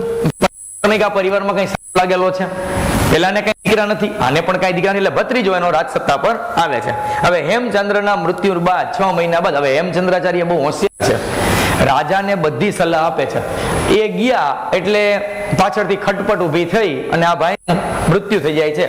ઝેર આપવામાં આવે છે. તમે બધાયમાં વાંચી લો, રાજાના દીકરા ઝેર જ આપે છે, કાંઈ ખાવામાં ભેળવી દે છે અને ઝેર આપવામાં આવે છે. સલ્તનત કાળ જેટલો છે એ બધાની અંદર, હજી વિદેશમાં જ્યાં સલ્તનત કાળ ચાલે છે, મતલબ કે વિદેશોની અંદર જ્યાં આજે મુસ્લિમ કન્ટ્રી છે એની અંદર જે આવા સલ્તનત ચાલે છે, ચાહે ગલ્ફ કન્ટ્રીઝ હોય કે પછી આફ્રિકાના બીજા કોઈ દેશો હોય, તો એની અંદર પણ હજી આવી ઘટના એવું ભૂતકાળમાં પણ મેં જોઈ છે, થોડા 5-7 વર્ષ પહેલા પણ. એમના પિતાજીને, હવે જે બાપ છે એ પોતાના દીકરાને ગાદી આપતો નથી, અહીંયા છે કુમારપાળ, અને 1173 આવી ગયો, લગભગ 80 વર્ષ તો પહોંચી ગયો હોય, સીધી વાત છે. 50 વર્ષે ગાદી ઉપર આવ્યો, 20 વર્ષ 30 વર્ષ રાજ કર્યું, એટલે ઓમે મરવા જેવા થઈ ગયા હોય, હજી સત્તા છોડતા નથી, એટલે ભત્રીજો જ કહી શકાય કે અજયપાળ દ્વારા એમને ઝેર આપવામાં આવેલું. હવે સિદ્ધરાજ જયસિંહ, સોરી, હેમચંદ્રાચાર્ય હોત તો કઈ ઘટના ન બને આવી, એને પેલા ગંધ આવી જતા આવી ઘટનાની કે ક્યાંક ષડયંત્ર રચાઈ રહ્યું છે. હવે પશુપતાચાર્ય પોતાના સર્વજ્ઞ પ્રસર્વજ્ઞ નામનો લેખ લખે છે, અને વાવની અંદર હજી આ લેખ સાચવીને રાખવામાં આવેલો છે, મતલબ કે પ્રશસ્તિ પત્ર લખેલું છે એ હજી માંગરોળની સોઢડી વાવની અંદર પથ્થર ઉપર લખેલું પ્રશસ્તિ પત્ર છે. ત્યારબાદ મંત્રી દુર્લભરાજ દ્વારા અને એનો પુત્ર જગદેવ સ્વપ્ન શાસ્ત્રની રચના કરવામાં આવી છે. હવે આ દુર્લભરાજે 3 બુક લખેલી છે, તુરંગ પ્રબંધક, સમુદ્રી તિલક અને ગજ પરીક્ષા. હવે આગળ જોઈએ કુમારપાળની રચના, ગણદર્પણ આપણે આગળ વાત કરી, વ્યાકરણનો ગ્રંથ છે, અને સોમપ્રભાચાર્ય કુમારપાળનું પ્રતિબોધ લખેલું છે. ઘણી બધી બુકો આની અંદર આવે છે, બુકમાં કન્ફ્યુઝન થવાનું, વારંવાર રિવિઝન સિવાય આનો કોઈ ઇલાજ નથી. હિસ્ટ્રી સબ્જેક્ટ એવો છે, ભણવામાં મજા આવે, યાદ રાખવામાં જેને મગજમાં માન લો ફાવટ આવી ગઈ અથવા તો જેને ઇન્ટરેસ્ટ પડી ગયો તો વધારે યાદ રહેશે. બાકી રિવિઝન સિવાય ગણિતની જેમ આનો કોઈ ઇલાજ નથી કે x+y હોલ સ્ક્વેર કર્યું તો એક જ ફોર્મ્યુલા આવશે, બરાબર. હવે જયસિંહ સૂરીએ કુમારપાળ ચરિત્રની રચના કરેલી. જયસિંહ સૂરી એટલે સીધી વાત છે, સૂર્ય આવ્યું એટલે જૈન ધર્મના કોઈ સાધુ સંત હશે. પટોળા, શિવ પૂજામાં રોજ પટોળું વાપરતો, રોજ નવું કપડું પહેરવાનો નિયમ એને, પરંતુ ખબર પડી કે ભાઈ ગોવામાંથી આવે છે, કોંકણ પ્રદેશનું કપડું આવે છે, ઘણા બધા કાન ભંભેરણી કરેલી કે ભાઈ આ યુઝડ કપડું આવે છે, યુઝ થયેલું આવે છે, ધોયેલું આવે છે, કોરું કપડું પહેરે. કોરું કપડું એટલે કે એકદમ ફર્સ્ટ ટાઈમ યુઝ. પૂજા વિધિમાં ઘણીવાર ઉપયોગ થાય છે, કોઈ મરણોત્તર પ્રસંગમાં, લગ્ન પ્રસંગોએ બ્રાહ્મણોને દાન દેવામાં, હજી હાલમાં પણ આ પ્રથા છે, કોરું કપડું આપવામાં આવે, લાલ કલર, લીલા કલરનું, એ રીતે. તો પોતે યુઝ કરતો, ત્યાંથી જ 800 જેટલા લોકોને લાવેલો. હવે ગુજરાતની ટેક્સ્ટ બુકની અંદર જોઈએ તો પટોળાની શરૂઆત સિદ્ધરાજ જયસિંહ દ્વારા કરવામાં આવેલી ગુજરાત ગવર્મેન્ટ ટેક્સ્ટ બુકના આધારે, પરંતુ રિયલમાં જોવો તમે ઇતિહાસની બુકોની અંદર તો પટોળા કુમારપાળ સાહેબ લાવેલા હતા. એના કારીગરો 700 થી 800 કારીગરો જે હાલમાં પણ ત્યાં સ્થાયી છે, અને એના ઉપર ઘણા ગીત પણ લખાયેલા છે. પટોળા બંને બાજુ પહેરી શકાય છે, બંને બાજુ વણાટનું કામ અંદર થયેલું હોય છે. હવે આ વણાટનું સૌથી મુશ્કેલમાં મુશ્કેલ સ્વરૂપ છે, આ જ પેટર્ન જોવા મળે છે બાલી અને ઇન્ડોનેશિયામાં. ઇન્ડોનેશિયા અને બાલીના ટ્રેડિશનલ જોવો તો એમાં પટોળા જેવું જ સેમ ટુ સેમ કલ્ચર જોવા મળે છે, કપડાનું કલ્ચર, રાઈટ. આ તો ખાલી એક્સ્ટ્રા છે કે આપણા જેવું કલ્ચર ત્યાં પણ જોવા મળે છે. હવે આ ઇન્ડોનેશિયા ને બાલી છે, ત્યાં સુધી સમ્રાટ અશોકની, સમુદ્રગુપ્તની ક્યાંક ને ક્યાંક ઘટનાઓ જોડાયેલી છે. ત્યાં સુધી રાજસત્તા હતી, ગરુડેશ્વરનું મંદિર છે ત્યાં હાલની તારીખમાં. ઇન્ડોનેશિયા અને બાલીમાં રામાયણ અને મહાભારતના પાત્રો પણ ભજવવામાં આવે છે. આપણી જેમ નાટક પણ થાય છે ત્યાં, આ રીતે રામાયણ અને મહાભારતની કથા ઉપર. હવે આવે છે અજયપાળ. અજયપાળ માત્ર 3 વર્ષ રહે છે. હવે કાકા કુમારપાળને ઝેર આપીને ભત્રીજાએ હત્યા કરી નાખી. કાકા 80 ત્યાં ગયા છે, સત્તામાંથી હટી ગયા. એની 2 રાણી કપૂરા દેવી, નાયકા દેવી. નાયકા દેવીનું ફિલ્મ આવેલું, બરાબર. નાયકા દેવીએ જે મુસ્લિમ સલ્તનતમાંથી હરાવેલો અને મૂળરાજ પોતાના દીકરાને, બાળ મૂળરાજને ઝાંસીની રાણીની જેમ ખભા, મતલબ પીઠની પાછળની ભાગમાં બાંધીને લડાઈ કરેલી. બહુ રોચક ઘટના છે, એના ઉપર આખી ફિલ્મ બનેલી છે નાયકા દેવી. શરૂઆતમાં નામ જોઈને આપણને લાગે નહીં કે નાયકા દેવી શું હોય છે, કઈ હિસ્ટ્રીનું પાત્ર છે, આ છે તે છે, પણ ફિલ્મ જોયા પછી ખબર પડે, અથવા તો ફિલ્મ જોયા પહેલા ક્યાં વાંચેલું હોય તો આપણને ખબર પડે કે નાયકા દેવી કોણ છે ને શું છે. નાયકા દેવી, મૂળરાજ, હવે એના દીકરા 2 છે, મૂળરાજ બીજો અને ભીમદેવ બીજો. મૂળરાજ એટલે બાળ મૂળરાજ કહેવાય છે. માત્ર નાની ઉંમરે રાજા બને છે, પણ ઓફિશિયલી રાજા છે, અનઓફિશિયલી માતા એનું શાસન ચલાવે છે સિદ્ધરાજ જયસિંહની જેમ, બરાબર. હવે પરમ માહેશ્વરની ઉપાધિ. હવે અહીંયા આપણે જોઈએ તો અજયપાળ છે. અજયપાળની 2 પત્ની છે, કર્પૂરા દેવી અને નાયકા દેવી. હવે અલગ અલગ નામ છે, નામ વારંવાર રિપીટ નહીં કરું હું. નામ ઘણા બધામાં ભળતા નામો આવે છે. આ લડાઈ કરી એટલે આ નામ આપવામાં આવ્યું, આ લડાઈ કરી એટલે આ નામ આપવામાં આવે છે એમને. વૈદિક ધર્મમાં શ્રદ્ધા ધરાવે છે પરમ માહેશ્વર. આ લોકો પૂરેપૂરો સોલંકી વંશ શિવ ધર્મમાં માને છે, એટલે એક ટાઇટલ તો માહેશ્વર હશે ને હશે જ. માહેશ્વર, મહામંડલેશ્વર, સ્વર વાળું એક નામ તો હશે 100%. જૈન ધર્મની સાથે બીજા બધા ધર્મને પોતે સ્થાન આપે છે. કવિઓ આમ્રભટ્ટ, રામચંદ્ર અને કપદી મંત્રી છે, પૂર્વજોના સ્થાપત્યને તોડી પાડે છે અને જૈન પુસ્તકોમાં એવું લખેલ છે કે ના દાદા પરદાદાએ જે કઈ કરેલા સ્થાપત્યો એમાં ચેન્જીસ કરાવવા માટે તોડી પાડે પછી નવા બનાવડાવે. હવે એમની પાસે કઈ વોટ્સઅપ, ફેસબુક અને યુટ્યુબ એવો કઈ સમય તો હતો નહીં, એટલે કંઈક તો કરવું ને. એન્ટરટેનમેન્ટ માટે એક જ હતું એમની પાસે, મુંજરો. ઘણા બધા ફિલ્મમાંથી રેડ કરવામાં આવે છે એવી રીતે, નાચવાવાળી હોય, ગાવાવાળા હોય ને તબલા વગાડવાવાળા હોય ને રાજા બસ શરાબ પીતા હોય. આ રીતનું એન્ટરટેનમેન્ટ એકને માત્ર એક એન્ટરટેનમેન્ટ એમની પાસે હતું. અને પોતાની પ્રોપર્ટી બતાવવા માટે એક જ વસ્તુ, વાવ બનાવે, કોઈ રોડ રસ્તા બનાવે અને ત્યારબાદ મોટા મહેલ બનાવે. બસ બધે પથ્થર ખડકવાનું કામ જ કરેલું દરેક જગ્યાએ. અને આપણે હવે યાદ રાખવાના બધા પથ્થર ક્યાં ક્યાં કેટલા પથ્થર નાખેલા. અજયપાળ, આબુના સામંત પ્રહલાદ દેવ, જેને પાલનપુરની સ્થાપના કરી, જ્યાં સિદ્ધરાજ જયસિંહનો પાતાળેશ્વર મંદિરમાં જન્મ થયેલો. પ્રહલાદન દેવ દ્વારા અને પાલનપુર શેના માટે ફેમસ છે? અત્તરની નગરી તરીકે ઇતિહાસમાં ઓળખાય છે, અત્તરની નગરી. હવે અજયપાળ જૈન ધર્મ તરફથી પક્ષપાતી વલણ દૂર કર્યું. અજયપાળ એવો વ્યક્તિ હતો કે દાદા, પરદાદા, કુમારપાળ, સિદ્ધરાજ જયસિંહ બધાએ જૈન ધર્મને બહુ પ્રાધાન્યતા આપી દીધી, બહુ મોટો કરી નાખ્યો ધર્મ. હવે મારે એ બાજુ વાવું નથી, હાલ પાલન કરેલું પણ 100% જવાન થતું નથી. એને પક્ષપાત દૂર કરો. એને એકને જ કેમ ભાઈ, એના જ ધર્મ ગ્રંથોને કેમ પ્રાધાન્યતા, બીજા ધર્મ કેમ નથી રહેતા? એટલે પોતે મંત્રી યશપાલ દ્વારા મોહરાજ પરાજય નાટકની રચના કરવામાં આવે છે. મંત્રીઓ પણ રાજા ભણેલો ગણેલો હોય તો મંત્રીઓ ડિસ્કસ કરતા હોય, લડાઈનો ટાઈમ ન હોય ત્યારે રાજદરબારમાં આ જ ચાલતું હોય. સાકમ ભણીને રાજા સોમેશ્વર પાછા આવ્યા, પૃથ્વીરાજ ચૌહાણના પિતા બદલો લેવા આવ્યા, પાછું પર લડાઈ કરવામાં આવેલી. ખંડણી ઉઘરાવતા સોમેશ્વર એટલે પૃથ્વીરાજ ચૌહાણના પિતા. વારંવાર યાદ કરાવીશ અહીંયા કે પૃથ્વીરાજ ચૌહાણના પિતા છે અર્ણોરાજ વાળી વંશ પરંપરા. ત્યારબાદ મેવાડના ગોહિલ રાજા સામંતસિંહ સાથે યુદ્ધ થયું. આમાં સામંતસિંહ ગવાઈ જાય છે, પણ ક્યાંય હાર જીત એવું ક્યાંય જોવા મળતું નથી. હવે ઇતિહાસમાં એવો જુનાગઢનો ઇતિહાસ વાંચશો ને એટલે એમાં બધા રા ને બધા મોટા કરેલા આવી શકે, રા જીતી ગયા બસ. આનો ઇતિહાસ વાંચો એમ થાય કે આમ સોલંકી વંશ જીતી ગયો. અણહિલપુર પાટણનો ઇતિહાસ આવે, પાટણની પ્રભુતા, ત્યારબાદ એ બધી જે પુસ્તકો લખેલા છે તેમાં બધા એમાં પાટણ રાજાને મોટા દર્શાવેલા હશે. અજયપાળ વધારે ગવાય છે, એના મંત્રી એને બચાવ કરે છે. પુરોહિત કુમાર, માળવાના ભિલસા પ્રદેશ સુધી એમની સત્તા છે. હવે આ વ્યક્તિ મોસ્ટ ઇમ્પોર્ટન્ટ છે, લવણ પ્રસાદ હજી મંત્રી જ છે અને એ સ્થાપના કરશે વાઘેલા વંશની. લવણ પ્રસાદને અહીંયાથી એને માળવાનો ભિલસા પ્રદેશ આપેલો છે. માળવા એટલે ગુજરાત અને મધ્યપ્રદેશની બોર્ડર પરનો વિસ્તાર, માળવા પ્રદેશ. હવે લવણ પ્રસાદ બહુ મોટું નામ છે. લવણ પ્રસાદ એક વિશ્વાસુ મંત્રી છે. મેં ગુજરાતની હિસ્ટ્રી વાંચી જેટલું જાણું છું એ પ્રમાણે કે આના જેટલો વિશ્વાસુ માણસ કદાચ કોઈ રાજાને મળ્યો નહીં હોય. એટલા માટે કદાચ આ સત્તા સોલંકી વંશ ટકી રહ્યો. ત્યારબાદ એના દીકરાનો દીકરો આવશે, એ કહે છે કે શું દાદા બાપા તમે આટલા ટાઈમ સુધી સેવા કરો, આપણે હવે સ્વતંત્ર થઈ જઈએ. એટલે ત્યાંથી પછી વાઘેલા વંશ સ્વતંત્ર થશે. ત્યાં સુધી આ 100% સ્વામી ભક્તિથી કામ કરે છે. લવણ પ્રસાદ આગળ આવશે, ઘણું બધું નામ છે એનું, ઘણી બધી એને આર્ટ એન્ડ કલ્ચરમાં ઘણા બધા એને સ્થાપત્યો બનાવેલા છે. બહુ મહામંત્રી કહી શકાય, બહુ મોટો મંત્રી છે. એક સમય તો આખા ગુજરાતનો હર્તા કરતા છે. આ આગળ આવશે ત્યારે બતાવું તમને. નર્મદાના તટ પર લાટ વિસ્તાર, એમાં વૈજલ દેવ નામનો એક સામંત બનાવીને સત્તા સોંપી દેવામાં આવે છે. હવે એક દ્વારપાળ વિજયદેવ દ્વારા અજયપાલની મૃત્યુ કરાવી દેવામાં આવે છે. હવે આ એક મોટું ષડયંત્ર હોય છે. ષડયંત્રમાં એનો ચોકીદાર હોય છે, એ આનું એકલા જોઈને એકલા જોઈને એનું મર્ડર કરાવી નાખે છે. એમાં જે ષડયંત્ર રચનાર છે એ આ વૈજલ દેવ છે, લાટ પ્રદેશનો રાજા છે, લાટ પ્રદેશનો એક સામંત છે એ છે. હવે મૂળરાજ બીજો, હવે આ કોણ? નાયકા દેવીનો દીકરો. અહીંયા અજયપાલ અને નાયકા દેવી બહુ ફેમસ છે. નાયકા દેવી મૂવી ઉપરથી આપણે યાદ રહેશે, દીકરો મૂળરાજ બીજો. શરૂઆત યાદ કરો, સ્ટાર્ટિંગ કોણ આવ્યું હતું? મૂળરાજ પેલો, મામા સામંતસિંહ. ક્યાંનો રોજ મામા શરાબ પીને આપણને કે રાજા બનાવે ન બનાવે. મૂળરાજ પેલો સ્થાપક, 100% એને સ્થાપના કરી નાખી. હવે મામાને હટાવી દો ને આપણે અહીંયા ચાવડા વંશને હટાવીને પોતે બેસી એને સ્થાપના થાય છે.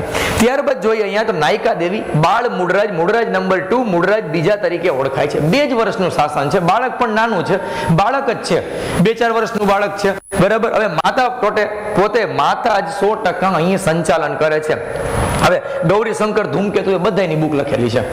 ગૌરીશંકર ધૂમકેતુ એ બધાય આજે પાત્રોની બુક લખેલી છે. ગૌરીશંકર ધૂમકેતુ એમાં નાયકા દેવી નામની નવલકથા છે, એના ઉપરથી મૂવી બનેલ છે. હવે કપૂરા દેવી પેલી આવેલી, એની મતલબ કે સોતેલી માં કહી શકાય. ત્યારબાદ હવે એની અંતિમ ક્રિયામાં કપૂરા દેવી ડેથ થઈ ગઈ. કપૂરા દેવીની એટલે કે એની માં હતી, એની માની જેમ જ સોતેલી માં કહી શકાય. એમાં જેને જે દાન આપેલું સૈયાનું દાન, એમાં જે નાગર બ્રાહ્મણ પ્રભાકર નામના નાગર બ્રાહ્મણે દાન સ્વીકારેલું, ભૂમિદાન આપવામાં આવેલું એમને.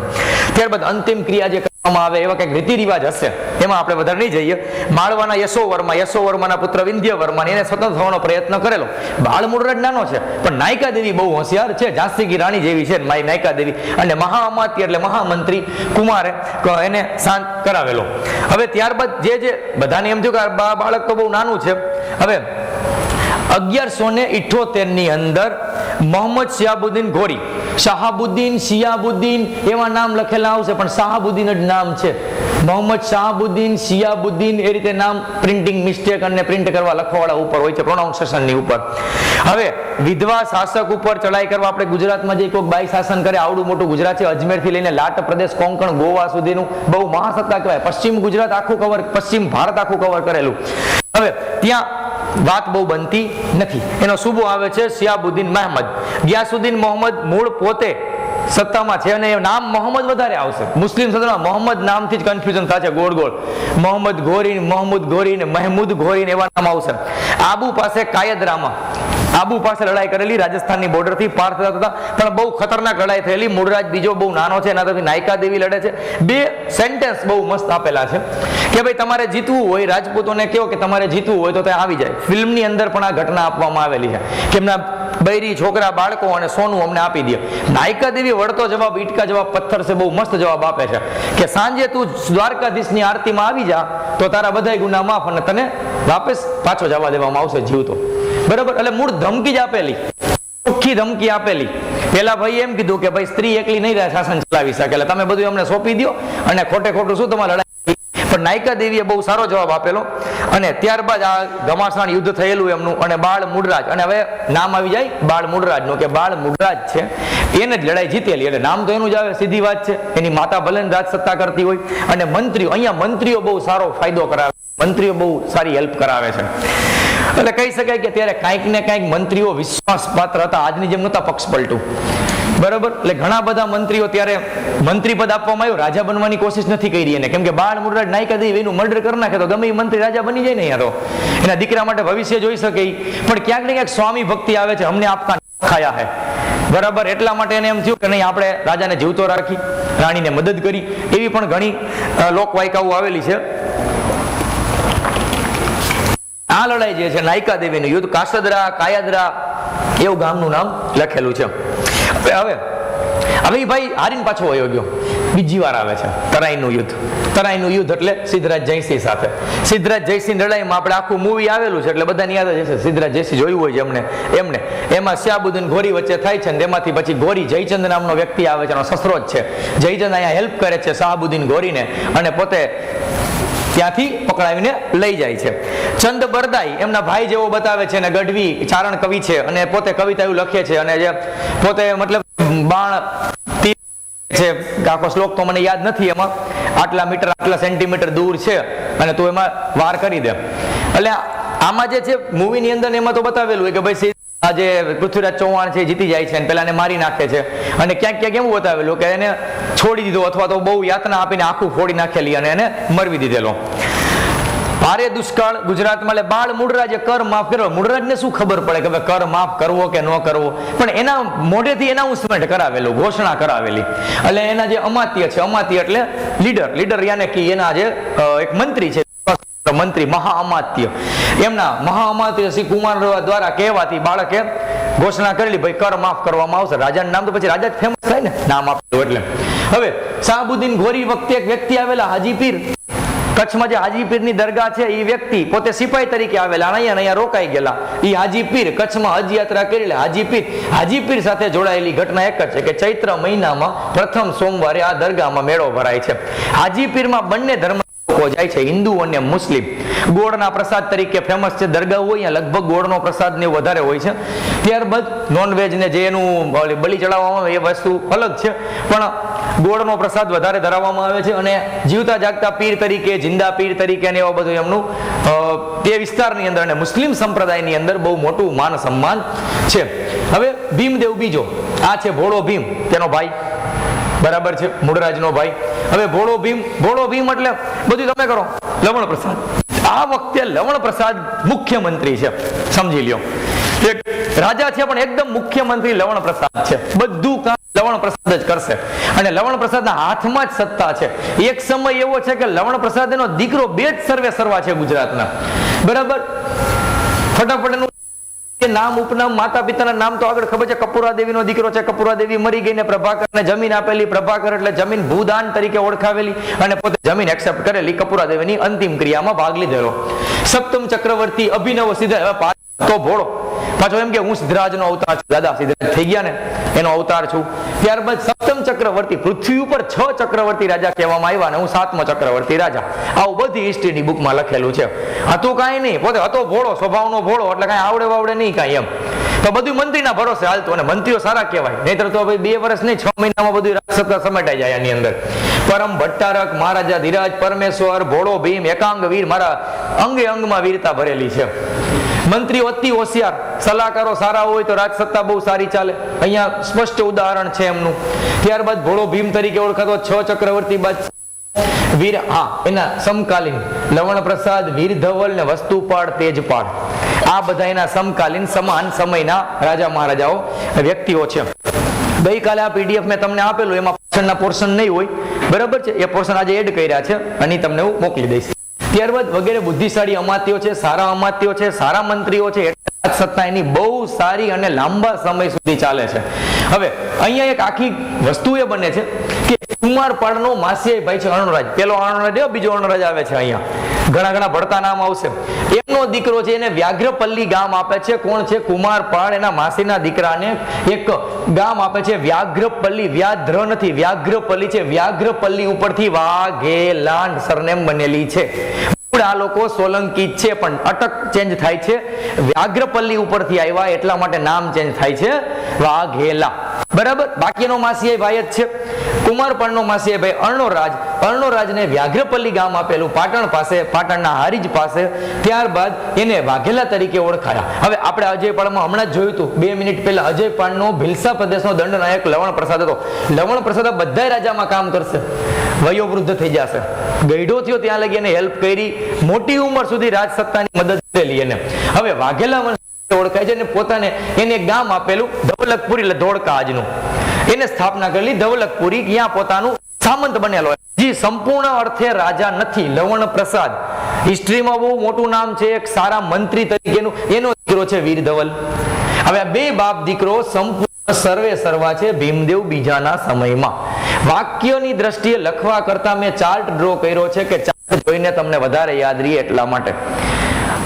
મોસ્ટ ઓફ ના મારા રાઇટિંગ છે એમાં બધામાં ટૂંકા વાક્ય જ લખું છું, ટૂંકા પોઈન્ટ જ લખું છું કે ફટાફટ આપણને યાદ રહે ને. એરોથી લખેલા છે.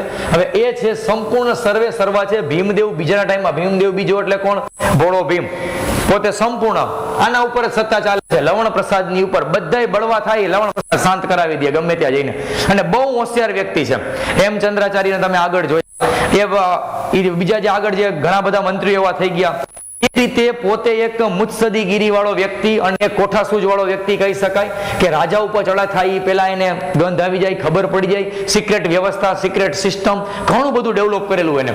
એનો પુત્ર ધવલ પણ પિતાજીની જેમ શાંતિથી ધવલકપુરી ચાલે છે, ધોળકાનું રાજ છે. આનો દીકરો આવશે એ પછી કંઈક ચેન્જીસ કરાવશે.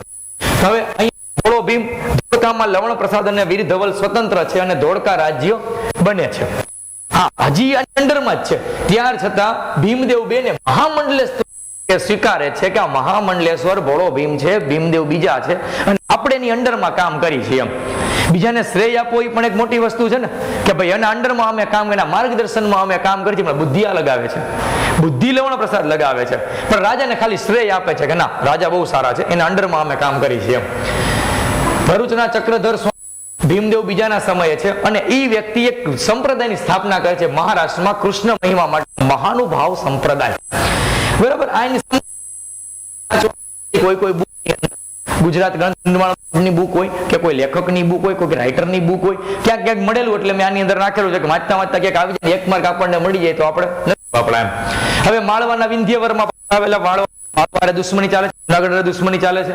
બંનેમાં પુત્ર સુભટ અને લવણ પ્રસાદ એને પાછો વાળેલો. લવણ પ્રસાદ કોઈ પણ ઘટના કરીને કોઈ પણ સંધિ કરાવેલી અને લવણ પ્રસાદ જેટલી અહીંયા બનશે બધા લવણ પ્રસાદ પાછા વાળી દેશે, ધક્કા મારી દેશે.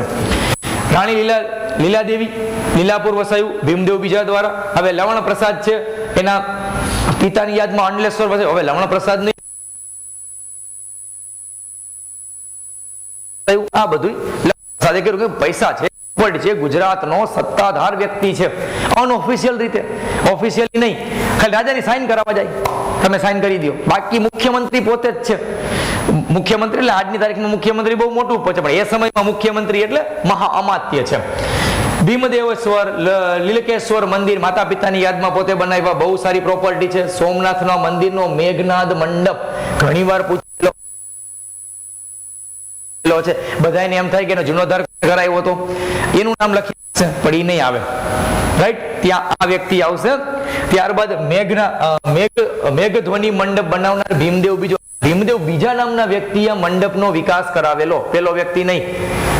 બરાબર, કે બકુલા દેવી લગ્ન કરવા ગયા ભીમદેવ પેલા લગ્ન કરી લીધા, એ નહીં.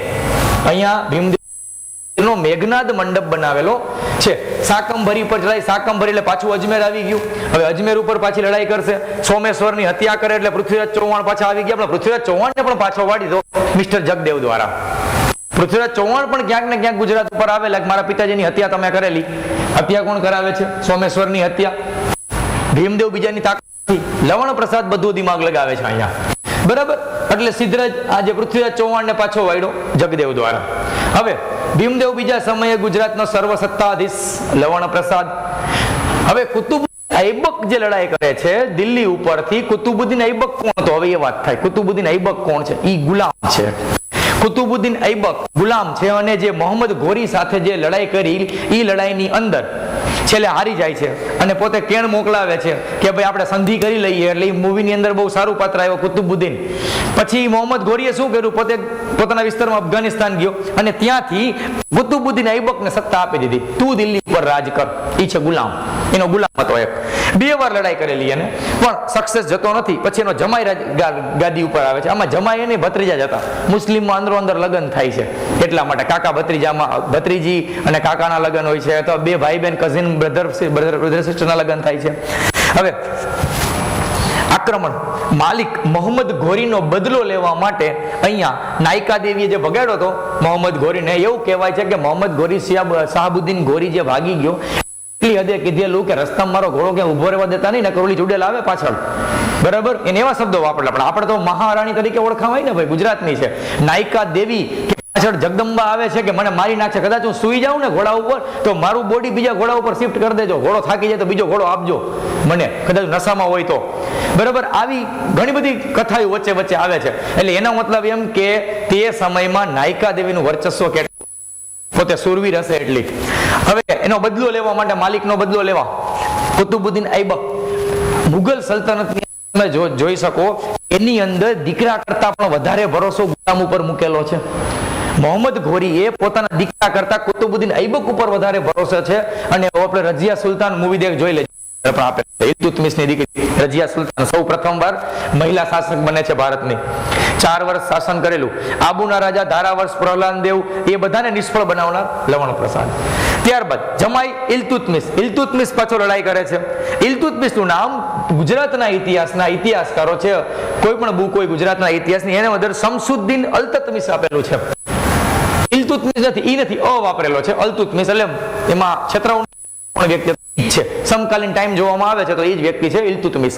હવે ઇલ્તુત્મિશના માતાને મક્કા મદીનાનું જે ઘટના છે એમાં વસ્તુપાળ પોતે મદદ કરાવે છે. મદદ નથી કરાવતા પણ સિપાહીઓને સાઇડલાઇન કરી દે છે અને માતાજી એકલા રખડતા હોય છે એને પછી હેલ્પ કરે છે અને દેખાવો એવો કરે છે વસ્તુપાળ કે ભાઈ અમે તમને સુવિધા કરાવી આપી. કારણ કે ઇલ્તુત્મિશ ચડાઈ ન કરે એટલા માટે. ઇલ્તુત્મિશની માતા અહીંયા આવે છે ગુજરાતમાં અને સુરત આપણે એ આઝાદી ઘટના જોયેલી, એની અંદર અંગ્રેજોના વખતથી સુરત મક્કા મદીનાનું દ્વાર કહેવામાં આવે છે. બહુ ઈઝી ક્વેશ્ચન છે, બહુ ઈઝી પ્રશ્ન છે. સુરત મક્કા મદીનાનું દ્વાર, કારણ કે સુરત મોટું બંદર છે, ત્યાંથી જ મક્કા મદીના જવા માટેના વહાણ જહાજ નીકળતા. એટલા માટે મક્કા મદીના થઈને જવું હોય તો સુરત થઈને જવું પડે. એટલે સુરત ત્યારે હતું, ત્યાં સુધી એના માતાજી આવે છે, મતલબ એની માતા ઇલ્તુત્મિશની માતા પણ સિપાહીઓને મરવી દે છે, માલ સામાન ચોરી કરાવી લે છે, પાછળથી આપે ચાલ્યો આ તમારી ચોરી થઈ ગઈ હતી. હા, ગુજરાતના માણસો બહુ સારા, બહુ સારા. એવું વસ્તુ પણ પોતાનું દિમાગ લગાવે છે. વસ્તુ પણ પૂછે, વીર ધવલનો મંત્રી છે, વસ્તુ પણ તેજ પર રાજા નથી, મંત્રી છે બંને. હવે ઇલ્તુત્મિશની માતાને સગવડ કરી એટલે ઇલ્તુત્મિશ ખુશ થઈ ગયો કે આપણે ગુજરાત બચવા નથી કરવી, મિત્રતા કરી લેવાય એમ. એટલે વસ્તુપાળ તેજપાળે દિમાગ લગાવીને વસ્તુપાળ નામના વ્યક્તિએ આ ઘટનાને શાંત કરાવી દીધી કે જો ચડાઈ કરશે તો આપણી ઘણી બધી સત્તા અને પૈસા પ્રોપર્ટી બધું નાશ થશે. ઘણી વાર ઘણી જગ્યાએ રણછોડરાયનું મંદિર છે તો કૃષ્ણ ભગવાનને પણ રણછોડીને ભાગવું પડ્યું હતું. એટલે ઘણી જગ્યાએ દિમાગ એવો લગાવવો પડે કારણ લેવાય. રાજા મહારાજા લગ્ન કરાવતા, શું લગ્ન કરાવતા આપણે આગળ ખબર જ છે આપણને કે રાજ સત્તામાં સંબંધ સારા રહીએ, એકબીજા રાજા ચડાઈ ન કરે એટલા માટે, દીકરીને ગમતું એક ન ગમતું માટે નહીં, પણ સંબંધ સારા રહીએ, પૈસા પ્રોપર્ટીની હાનિ ન થાય, ક્યાંક પોતાનો સ્વાર્થ પણ હોય. મેગસ્થનીસે પોતાની બેનના લગ્ન કરાવેલા હેલેનાના, સમ્રાટ અશોકના પિતાજી બિંદુસારા સાથે. કેમ? મેગસ્થનીસ સેક્યુલર નિકેટર્સ દ્વારા આપવામાં આવેલો વ્યક્તિ, એક મંત્રી હતો. ભાઈ તું ગુજરાત ભારતમાંથી વહીવટ જો, ભારતમાંથી વહીવટ જોતો મેગસ્થનીસ, અને મેગસ્થનીસની બેન સાથે લગ્ન કરા. મેગસ્થનીસે પોતાની બેનને ઇન્ડિયામાં સમ્રાટ અશોકના પિતાજી એટલે બિંદુસાર સાથે લગ્ન કરાવેલા, હેલેના એવું નામ સિરિયલમાં આવું બતાવેલું. બરાબર. હવે એ જે હેલેના છે એને અહીંયા લગ્ન કરવાનું કારણ શું? તો ગ્રીસ સાથે વેપાર સારો ચાલે ને, અને મેગસ્થનીસ બહુ ધુરંધર માણસ હતો, એક સારો મંત્રી કહેવાય એવો વ્યક્તિ હતો. ત્યારબાદ ઝવેરચંદ મેઘાણીની બુક છે ગુજરાતનો જય, એની અંદર આખી આ ઘટના લખેલી છે. આ જે મેં તમને ચોરીની ઘટના કીધી, એના માતાજી આવે છે પેલા પાછલા દરવાજે ચોરી કરાવી લે, પછી સાંત્વના આપે, આ તમારો સામાન આપી દે, આમ તેમ, અને તમને શાંતિથી મક્કા મદીના જવાનો પૈસા પ્રોપર્ટી અમે આપી દઈ તમને, અને તમને યાત્રા કરાવી દે. ઇલ્તુત્મિશ ખુશ થઈ ગયો, વાહ માણસો આપણે જોયા નહીં કે ક્યાંય. બરાબર. હવે અફઘાનિસ્તાનનો મુઇઝુદ્દીન આવે છે. પેલા એક આવેલો અને બીજો આવ્યો. હવે ભીમદેવ પહેલાના સમયમાં ગજની આવેલો. બરાબર. ભીમદેવ પહેલાના સમયમાં ગજની અને ભીમદેવ બીજાના સમયમાં મયુઝુદ્દીન આવેલો. ગજનીથી બે ગજનીના છે રહેવાસી. આમાં મોહમ્મદ ગજની આવેલો અને અહીંયા મયુઝુદ્દીન આવેલો. આમાં ગડબડી થાય. મયુઝુદ્દીન કયા ટાઈમે આવ્યો? ઓપ્શનમાં ભીમદેવ 1, ભીમદેવ 2 બંને આપેલા હોય. ભીમદેવ 2 ના સમયમાં આવેલો, ભીમદેવ બીજાના સમયમાં. દેવગીરીના યાદવો સાથે લડાઈ થઈ, સિંધણ દેવ સંધિ, બધી સંધિ લવણ પ્રસાદ જ કરાવે છે. માળવા અર્જુન વર્મા, ત્યારબાદ એનો રાજા છે જયસિંહ, લોકલ રાજા છે પાવાગઢનો, બોલો જયસિંહ નથી, સિદ્ધરાજ જયસિંહ છે. એની બેન રાજ્યસિંહનું અપહરણ થાય છે અને અર્જુન વર્મા ભરૂચમાં પોતાની સત્તા હાંસલ કરી લે છે. આવા નાના નાના પ્રશ્નો છે ને ઘણી વાર ક્યાં આપણે ભૂલ કરાવી દે. કોનું યુદ્ધ કોની હારે થયેલું હતું, પણ મોટા મોટા યુદ્ધો છે. આપણે વર્ગ 3 ની પરીક્ષાની અંદર મોટા જે યુદ્ધો છે એને વધારે આપણે ધ્યાન રાખવા પડશે. હવે પેપરને વધારે જ કોમ્પ્લિકેટેડ કરવું હોય ને વધારે જ હાર્ડ કરવું હોય તો પછી ડીપમાં જાય થોડાક એમ. હવે સરસ્વતી નદીની આજુબાજુ હવે આ રાજાની સત્તા જો નાશ થાય છે. સિદ્ધપુર અને અણહિલપુર પાટણ એકદમ સમૃદ્ધ વિસ્તાર, સરસ્વતી નદી, એની આજુબાજુ પણ બીજો એક રાજા જયસિંહ આવે છે કે ઉપરવાળો જયસિંહ છે, સત્તા હાંસલ કરે છે. નામ કહેવાનું મતલબ એ છે કે પોતાના ગામમાં આવીને સત્તા હાંસલ કરી લે. એટલે અહીંયા સોલંકી શાસન નબળું 100% નબળું પડતું જાય છે. અને ભીમદેવ બીજાએ 1225માં સત્તા મેળવી અને વળી ગઈ, પણ એકદમ ઘરની નજીક જ સત્તા છે. આ એકદમ ઘરની સરસ્વતી નદીની આજુબાજુનો વિસ્તાર, સારસ્વત મંડળ જિલ્લો, આપણે તો ડિસ્ટ્રિક્ટ કહીએ, જિલ્લો કહીએ, આખો કેપ્ચર કરી લઈએ છે જયસિંહ નામનો વ્યક્તિ. અને પોતે ભીમદેવ બીજાનું 1242માં મૃત્યુ થઈ જાય છે. હવે ત્યારબાદ ત્રિભુવન પણ નાનક, એના પછી બે ભીમદેવ બીજાનો દીકરો છે, લીલાવતી એની માતા છે. માત્ર 2 વર્ષનું શાસન છે. જૈત્રસિંહ સાથેનું યુદ્ધ થાય છે, સેનાપતિ બાલાર્ક છે અને સૌથી છેલ્લો રાજા છે. આગળ મેં છેલ્લો રાજા લખેલું, પણ હકીકતમાં આ છેલ્લો રાજા છે. પણ ઇતિહાસની અંદર ભીમદેવ બીજાને બહુ મોટો અને ભોળિયા ભીમ તરીકે બહુ મોટો રાજા બતાવીને એને છેલ્લો રાજા તરીકે દેખાડવામાં આવ્યો છે. આનું 2 વર્ષ શાસન છે. લવણ પ્રસાદ હજી જીવે છે. વયોવૃદ્ધ વ્યક્તિ છે, હજી જીવે છે, એનો દીકરો વીર ધવલ, એનો દીકરો વિશળદેવ વાઘેલા. 1244 થી બાપ દીકરો બે કામ કરે છે, દાદા અને પિતા. વિશળદેવના દાદા અને પિતા બંને સારા મંત્રી છે. હવે કહે છે કે આપણે અહીંયા સ્વતંત્ર રીતે સત્તા હાંસલ કરી લેવાય. હવે બહુ સેવા ન કરાય ત્રિભુવનપાળ પછી. એટલે નવો વંશ ચાલુ થાય છે, વાઘેલા વંશ, જે સોલંકી વંશની બીજી શાખા છે. વ્યાઘ્રપલ્લી ગામમાંથી અર્ણોરાજને આપેલી હતી, એમાંથી ચાલુ થાય છે વાઘેલા વંશ. વાઘેલા વંશ બહુ નાનો છે, થોડાક જણા રાજવીઓ છે, લગભગ 60 વર્ષ જેવું જ રાજ કરે છે વાઘેલા વંશ. આગળનો જે ચાર્ટ હતો એ જ છે, બરાબર છે. બીજી વાર લખેલો છે અર્ણોરાજ માસિયાઈ ભાઈ છે. વ્યાઘ્રપલ્લી ગામ આપેલું હારીજ પાસેનું વ્યાઘ્રપલ્લી ઉપરથી વાઘેલા તરીકે ઓળખાણ. અર્ણોરાજનો પુત્ર લવણપ્રસાદ ને ધોળકા, અને બે બાપ દીકરો ચલાવે છે. ધોળકાના એને વીરધવલના મંત્રી છે, વસ્તુપાલ ને તેજપાલ. આના મંત્રી નથી, આના મંત્રી છે વીરધવલના. વીરધવલનો દીકરો છે વિશળદેવ વાઘેલા. હવે અહીંયા એક મિસ્ટેક થઈ ગઈ હતી. આજે લવણ પ્રસાદ છે એનો દીકરો વીરધવલ છે, અને વિરમદેવ છે. વિરમદેવ છે વિસનગર ઉપર પણ સત્તા કરે છે, અને વિરમદેવના નામથી વિરમગામ નામ પડે છે. હવે વિશળદેવ વાઘેલા, વાઘેલા વંશનો સ્થાપક 1244 ત્યારબાદ એમના પછી આગળ આવે છે પ્રતાપમલ, અર્જુનદેવ, બે દીકરા રામ અને સારંગદેવ અને કર્ણદેવ. આ કર્ણદેવ પેલો નહીં, બીજો છે કર્ણ ઘેલો. ઘેલો એટલે હાવ ઘેલો હતો, બરાબર, સાવ મૂર્ખ જેવો, સાવ ઘેલો. અને પછી બહુ લડાઈ થઈ અને છેલ્લે સત્તા ટોટલી મૂકવી પડી, અને મુસ્લિમ સલ્તનત ગુજરાતની અંદર સત્તા વધારે હાસિલ કરી જાય છે, જેની અંદર મોહમ્મદ બેગડાવાળી પાર્ટી ઉપરથી ચાલુ કરીને મજુદ્દીન, ત્યાંથી ચાલુ કરશું આપણે. હવે આનું પતન થાય સોલંકી કાળનું 1244 ની અંદર, અને નવો વંશ આવે વાઘેલા વંશ. એની બીજી જ શાખા છે, માસિયાઈ ભાઈની શાખા, અને તેને દાનમાં આપેલું ગામ. ચાલી ધવલકપુરીમાં ધોળકાની અંદર લવણ પ્રસાદ, અને ત્યાં જે દીકરો કે ભાઈ આપણે આવું કઈ નથી કરવું, આપણે હવે સત્તા હાથમાં લઈ લેવાય, હવે આની બહુ સેવા ન કરે રાજા મહારાજાની. હવે અહીંયા અર્ણોરાજ.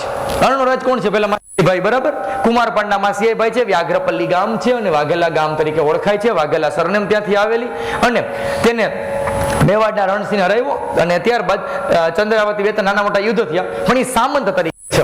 માસિયાઈ ભાઈ આવડા મોટા છે, કુમારપાળ છે, એમને સત્તા આપેલી, હેલ્પ કરવાની 100% બને છે. હેલ્પ કરે છે, નાની મોટી રાજ સત્તા કરે છે, નાનું મોટું કામ એમનું કરી આપે છે, અને માસીના દીકરાને સારો સંબંધ છે, ભાઈ માસિયાઈ ભાઈ છે એટલે સારું બેનું બને છે. હવે લવણ પ્રસાદ મંત્રી છે. માસી હવે દાદા હતા, પોતાના પિતાજીના માસી ભાઈ થયેલા, કાકા થયા, કુમારપાળ કાકા છે, કાકાને હેલ્પ કરેલી લવણ પ્રસાદે બહુ લાંબા સમય સુધી. હવે પિતાજી મરતા ગયા ત્યારે કહેતા ગયા હતા એને, ભાઈ કાકાએ આપણે આખું ગામ આપ્યું ખાવા માટે ટેક્સ ઉઘરાવીને રાજસત્તા માટે, સલ્તનત આપી, વિશ્વાસપાત્ર રહેવું.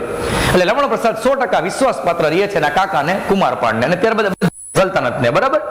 હવે સલખણ દેવી, અર્ણોરાજ અને મદરાગ્નિ એની પત્નીનું નામ છે, ને મંદિર બનાવેલા કોણે? લવણ પ્રસાદે. સલખણ દેવીના નામ ઉપરથી સણખલપુર વસાવેલું, અર્ણોરાજના ઉપરથી અર્ણેશ્વર મંદિર બનાવેલું.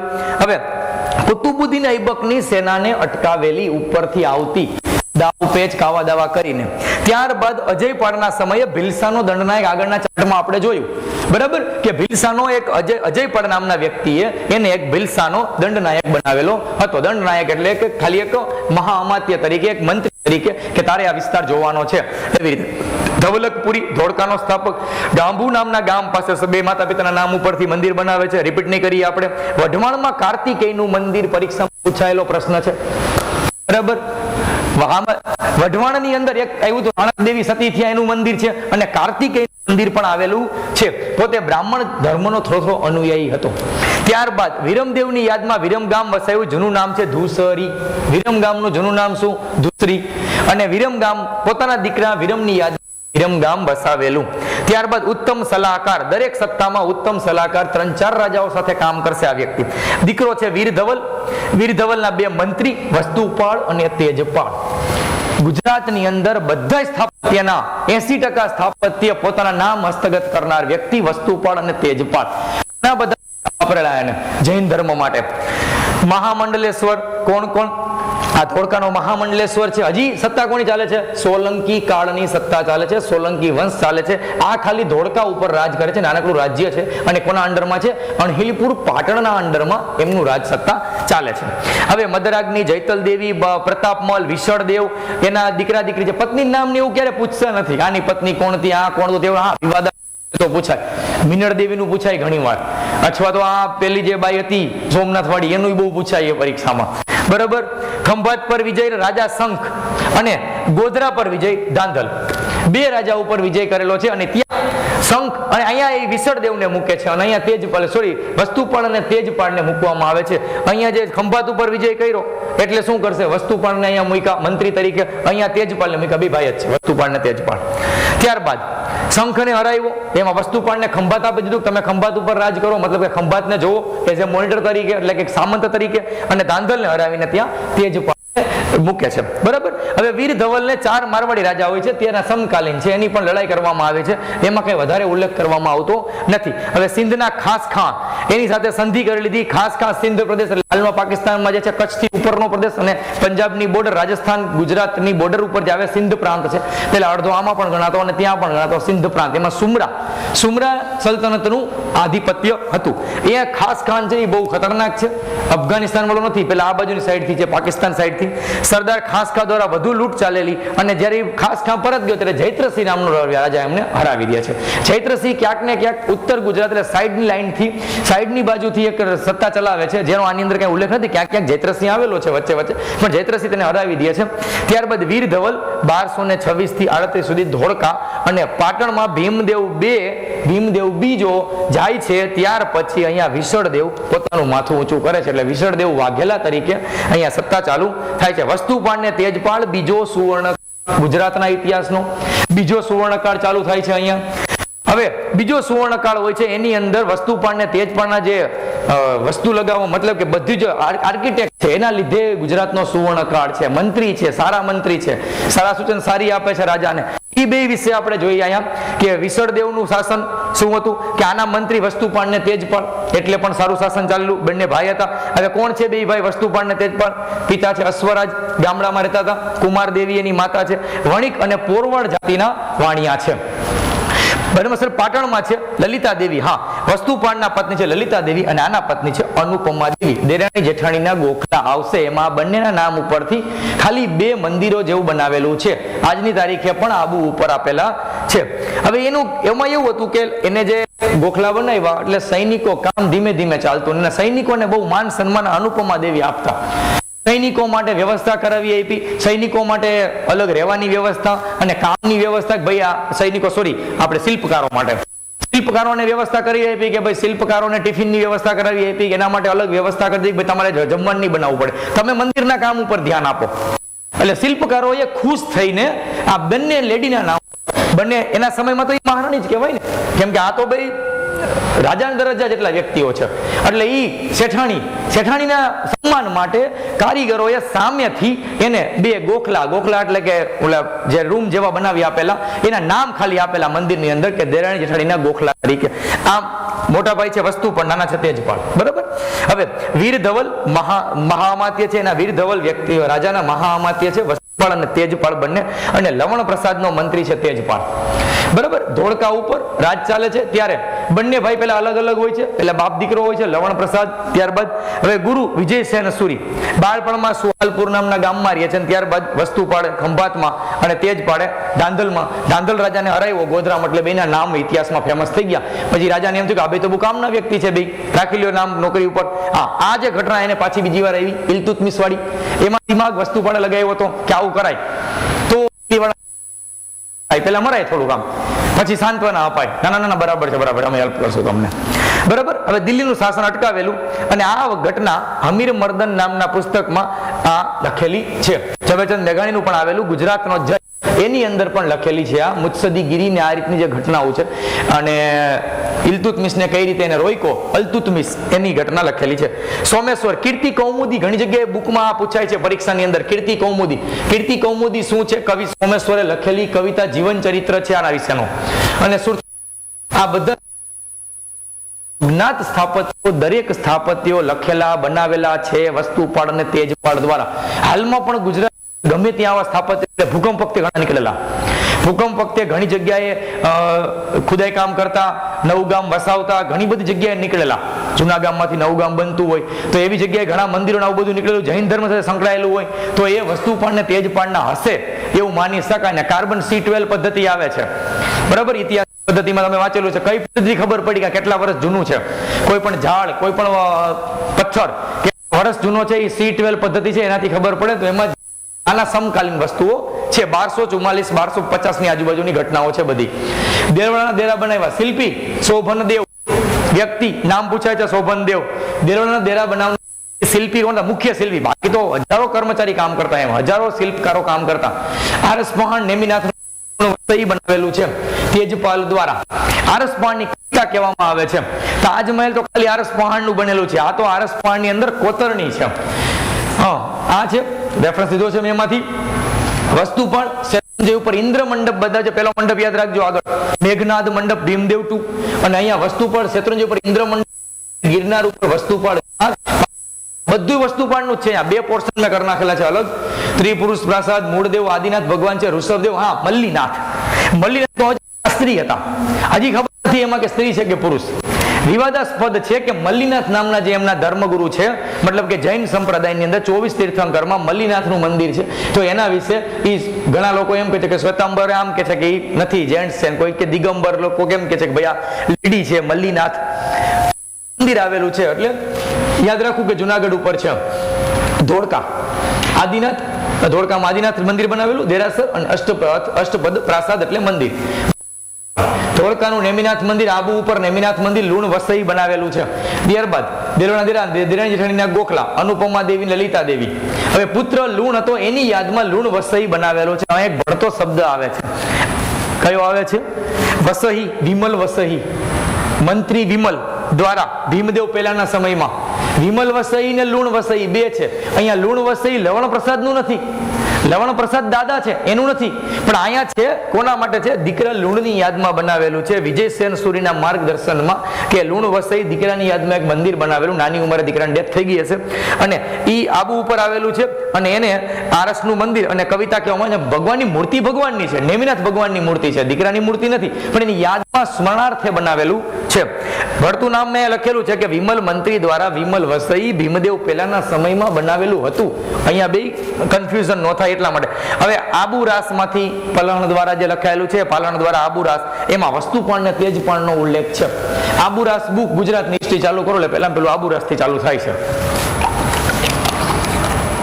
વિજયસેન સૂરી રેવંતગીરી રાસની રચના. રેવંતગીરી રાસ ઉપરથી આપણા ગરબા આવેલા છે. બરોબર, રાસ એટલે કોઈ ઓલા રાસ નથી, રાસ નથી, પણ એક ટાઈપનું એ લખાણ છે. એના ઉપરથી આપણા ગરબા બનેલા છે એવું માનવામાં આવે છે. બરોબર, રાસ લખાયેલા છે આની ઉપરથી ગણવામાં આવે છે. ગિરનાર પરના દેરાસર ને બધી માહિતી આપણને મળે છે રેવંતગીરી રાસ પરથી. વિજયસેન સૂરી બહુ હોશિયાર છે. વિજયસેન સૂરીના કહેવાથી અહીંયા એને જે વિજયસેન સૂરીના માર્ગદર્શનમાં પોતાના દીકરાની યાદમાં લુણ વસઈ નેમિનાથજીનું મંદિર બનાવેલું. અને ત્યારબાદ આગળનું ભળતો નામ, હા અહીંયા જે કારીગરનું નામ સોમપુરા કીર્તિધરે બનાવેલું વિમલ વસઈ. અને અહીંયા જે છે લુણની યાદમાં બનેલું, એમાં જે પેલા વ્યક્તિ આવેલા આગળના જે બતાવેલા મેં તમને, નામ શું હતું મને ભૂલાઈ ગયું છે ભાઈ. હા, ક્યાં ગયું? આર્ય. હા, શોભનદેવ. ત્યારે દેરવણા દેરામાં સંપૂર્ણ શોભનદેવ કામ કરે છે. અને અહીંયા જે આનું જે કામ કરવામાં આવેલું તેની અંદર વિમલ વસઈ દ્વારા જે બનાવવામાં આવેલું ભીમદેવ પહેલાના સમયમાં. અચ્છા, વસ્તુ પરનું આવી ગયું તો આગળનું વાત છે. અચ્છા, રાઈટ આ રહ્યું. હા, એમાં કીર્તિધર છે, સોમપુરા કીર્તિદેવ છે. અચ્છા, કીર્તિદેવ કન્ફ્યુઝન થાય મને. ઓકે, ગુરુ વિજયસેન સૂરી રેવંતગીરી અને હવે છે વસ્તુપાળ. બરાબર, વસ્તુપાળ કવિ હતા, પોતે સારી કવિતા લખતા, વાણિયા હતા, પણ છતાં પણ એનું યોગદાન જાજુ વધારે છે. તેજપાળ નાના છે, તેજપાળ એના ભાઈ છે. હવે તેમણે પોતાની એક કવિતા આરાધના લખાવેલી અંતિમ સમયે, અને પેલું જે પ્લેસ છે શું કહેવાય આપણે પાલિતાણા, ત્યાં જઈને વસવાટ કરેલો. એની સ્ત્રોત રચનાયું છે બધી, આદિના સ્ત્રોત, નરનારાયણ નંદ, નેમિનાથ સ્ત્રોત, ઉપનામો. પોતાના પણ ઉપનામ છે. દાઢીવાળા સરસ્વતી તરીકે કોણ ઓળખાય છે? પ્રશ્ન આવી શકે. દાઢીવાળા સરસ્વતી મતલબ સાક્ષાત સરસ્વતી છે, પોતે કુરચાલ સરસ્વતી, એટલે જીવ સરસ્વતીનો વાસ છે એવું પણ કહી શકાય. અને ગમે ત્યારે કવિતા લખી શકે, મતલબ ગઢવી ચારણ, જેને આપણે કહી શકીએ કે દેવી પુત્રો, કે એને ગોડ ગિફ્ટેડ છે.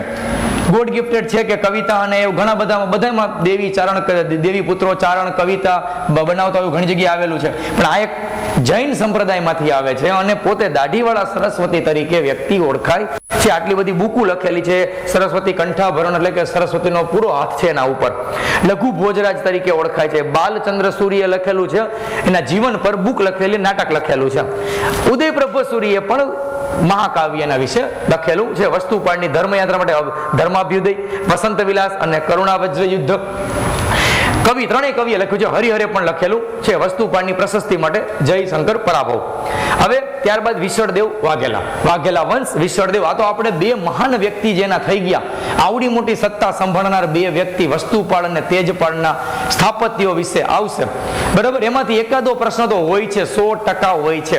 કોઈ પણ 1, 2, 3 ની એક્ઝામ લઈ લો, કોઈ પણ પરીક્ષા વસ્તુપાળ તેજપાળનો એકે પ્રશ્ન ન આવ્યો એવું બનતું નથી. રેર કેસમાં એકાદ પેપર કદાચ હોય એવું, પણ લગભગ 99% પેપરોમાં વસ્તુપાળ તેજપાળનો એક પ્રશ્ન આવેલો હોય છે. વાઘેલા વંશનો પ્રતાપી રાજા તેજપાલ વયોવૃદ્ધ થઈ જાય છે અહીંયા. ત્યારબાદ મંત્રી તરીકે આવે છે નગરસા. નગરસા પણ હોશિયાર છે. હવે એવા જ વ્યક્તિને બનાવેલો હોય, સીધી વાત છે. હવે અભિનવ, સિદ્ધરાજ ને અપરાજુનને પોતાના નામ આપેલા છે. જે સારી વસ્તુ આવે છે એ તમને બતાવું છું. કર્ણાટકમાં રાજલક્ષ્મી મેળવી લૂંટ કરેલી અથવા તો એની સત્તા આખી હાંસલ કરેલી. ત્યારબાદ મેવાડ ને માળવા પર આક્રમણ બધા રાજામાં કોમન છે, એમાં કોઈ નવી વાત છે નહીં. અને નગરસા અકાલ પડે છે. ઝઘડુસા, કચ્છના ઝઘડુસાને મળે છે. ઝઘડુસા પૈસા આપે છે અને દુષ્કાળની પરિસ્થિતિમાં મદદ કરાવે છે. એટલે ઝઘડુસાને મળવા કોણ જાય છે? નગરસા. અને નાગરસા છે એ વધારે મદદ કરાવે છે વિશળદેવ વાઘેલાને. હવે ડભોઈ, દર્ભાવતી, ડભોઈનું નામ છે દર્ભાવતી. હવે ડભોઈનો કિલ્લો સિદ્ધરાજ જયસિંહે બતાવ્યો. 4 દરવાજા, આપણે ક્લાસ કર્યો ત્યારે જ બતાવ્યું. વડોદરી દરવાજા અને પેલા ભાઈ બનાવ્યું હતું હીરાભાઈએ, હીરાધર દરવાજા. આ દરવાજા વાળો ડભોઈનો, એની અંદર પણ એના સ્થાપત્યો આવેલા છે. વૈદ્યનાથ મહાદેવનું મંદિરનો જીર્ણોદ્ધાર કરાવ્યો. પ્રશસ્તિ સોમેશ્વરે લખેલી. અને કિલ્લાનું સમારકામ કરીને કડક તળાવ બન્યું. ત્યાં કયું તળાવ હતું? તેન તળાવ. હીરાધરની પ્રેમિકા હતી તેની યાદમાં પથ્થર ચોઈ બીજું તળાવ આવ્યું છે, કડક તળાવ. હવે રાજ દરબારના કવિ સોમેશ્વર, નાનક એટલે નાનક દેવ નહીં સમજવાનો, શીખ ધર્મ નાનક દેવ નહીં, બીજા નાનક દેવ છે. ઠીક છે. પ્રભાસની બ્રહ્મપુરીમાં હવેલી અને બગસરામાં એક ગામ આપેલું. કવિઓને પણ ગામ આપતા. કવિ હોય, રાજકવિ હોય, રાજ દરબારના કવિ હોય ને માન સન્માન આપતા. એને ગામ આપી દે, 4 ગામનો પટ્ટો આપી દે, 6 ગામનો પટ્ટો, 12 ગામનો પટ્ટો, 18 ગામનો પટ્ટો. પટ્ટો એટલે આ વિસ્તાર તમારો, એમાં તમારે ટેક્સ ને ઉઘરાવીને તમારે પોતાનું જીવન નિર્વાહ ચલાવવાનું આપી દે, હવેલી આપી દે. તો બગસરા એમને ગામમાં ખાવા આપેલું નાનકને, મતલબ કે ગુરુ નાનક છે, ગુરુ નાનક નથી પણ કવિ નાનક છે એમને. સોમેશ્વર દ્વારા કીર્તિ કૌમુદી, સુરતોસ્વર, એની અંદર પણ તેજપાળનો ઉલ્લેખ જોવા મળે છે. રાજાનો ઉલ્લેખ તો મળે જ ને ભાઈ, વસ્તુપાળ તેજપાળનો ઉલ્લેખ મળે, રાજાનો ઉલ્લેખ 100% મળે. વિરમગામમાં વિરમદેવની હત્યા થઈને ત્યારબાદ વસ્તુપાળ દ્વારા વિશળદેવને સોંપવામાં આવ્યું. હા, પેલા ભાઈ હતા એમની હત્યા કરાવેલી વસ્તુપાળ દ્વારા. વસ્તુપાળ કવિ પણ છે, એક રાજનીતિજ્ઞ પણ છે, શૂરવીર પણ છે, એક મતલબ કે યુદ્ધ કરતા પણ છે, મહાન સેનાપતિ પણ છે. એવા 2 મંત્રી એમને મળેલા છે. નગલ્લા દેવી અપુત્ર છે અને પ્રતાપનો પુત્ર અર્જુન દેવ ગાદી ઉપર આવે. બહુ નાનો વંશ છે અર્જુન દેવના મુખ્ય કાર્યો જ આપણે જોશું, બરાબર. બાકી બધી વાતોમાં મોસ્ટ ઓફ કોમન હોય છે આની અંદર. હવે આ કવિના માનમાં, એના કવિ છે એના માનમાં એક પ્રશસ્તિ લખાઈને કવિ નાનકના સન્માનમાં પ્રશસ્તિ લખાઈ હતી. અને પ્રથમ પ્રશસ્તિ રચના કરનાર ગણપતિ વ્યાસ દ્વારા અને બીજી પ્રશસ્તિ બાલ સરસ્વતી કૃષ્ણ દ્વારા હતી. કવિ કોણ છે? નાનક દેવ, એના દ્વારા, બરાબર.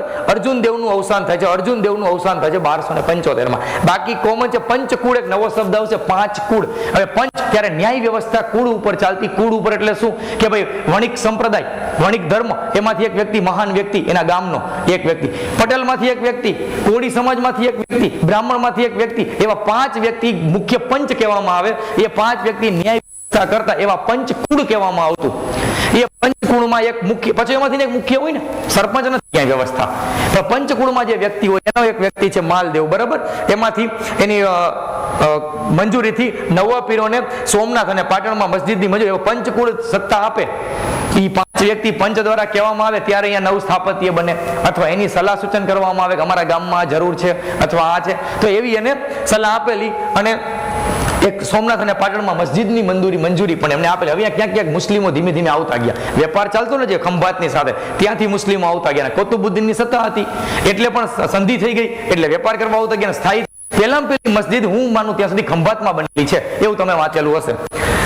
રાઈટ, જે આગળ તોડી નાખેલી મસ્જિદી. રામદેવના 2 પુત્રો, બરાબર. અર્જુનદેવના 2 પુત્રો, રામદેવ અને સારંગદેવ. હવે એમાંથી રામદેવભાઈ બહુ ગાદી ઉપર આવતા નથી અને બહુ રામદેવભાઈનું બહુ ચાલતું નથી, બરાબર. પછી સારંગદેવ આવી જાય છે. હવે સારંગદેવ પોતાના નામ લક્ષ્મી સ્વયંવર, પ્રૌઢ પ્રતાપ, ભુજબલ મલ ને માલવધરા ધૂમકેતુ તરીકે ઓળખાવે છે. ઉપનામ સોમનાથના મંદિરનો જીર્ણોદ્ધાર, પાછું બીજી વાર અહીંયા કાન દ્વારા માલદેવ મધુસૂદન વધુ. રાઈટ, આ એના મહાઅમાત્યો છે. હવે સારંગદેવના મૃત્યુ સમયે મહાઅમાત્ય માધવ હોય છે. આ માધવ બરોબર થોડી વાર પછી એની યાદમાં માધવ વાવ બને છે અને પંચકુળના વ્યક્તિ તરીકે કોણ હોય છે સૌરાષ્ટ્રમાં વ્યવસ્થા ધરવા પંચકુળના વ્યક્તિ પાલનની નિમણૂક થાય છે. પાલહ છે, પાલહણ નથી, પાલહણ આબુરસવાળા. આ પાલહ વ્યક્તિનું નામ છે ખાલી. જયસિંહ 3 માળવાના મિત્ર ગોગદેવને હરાવે છે.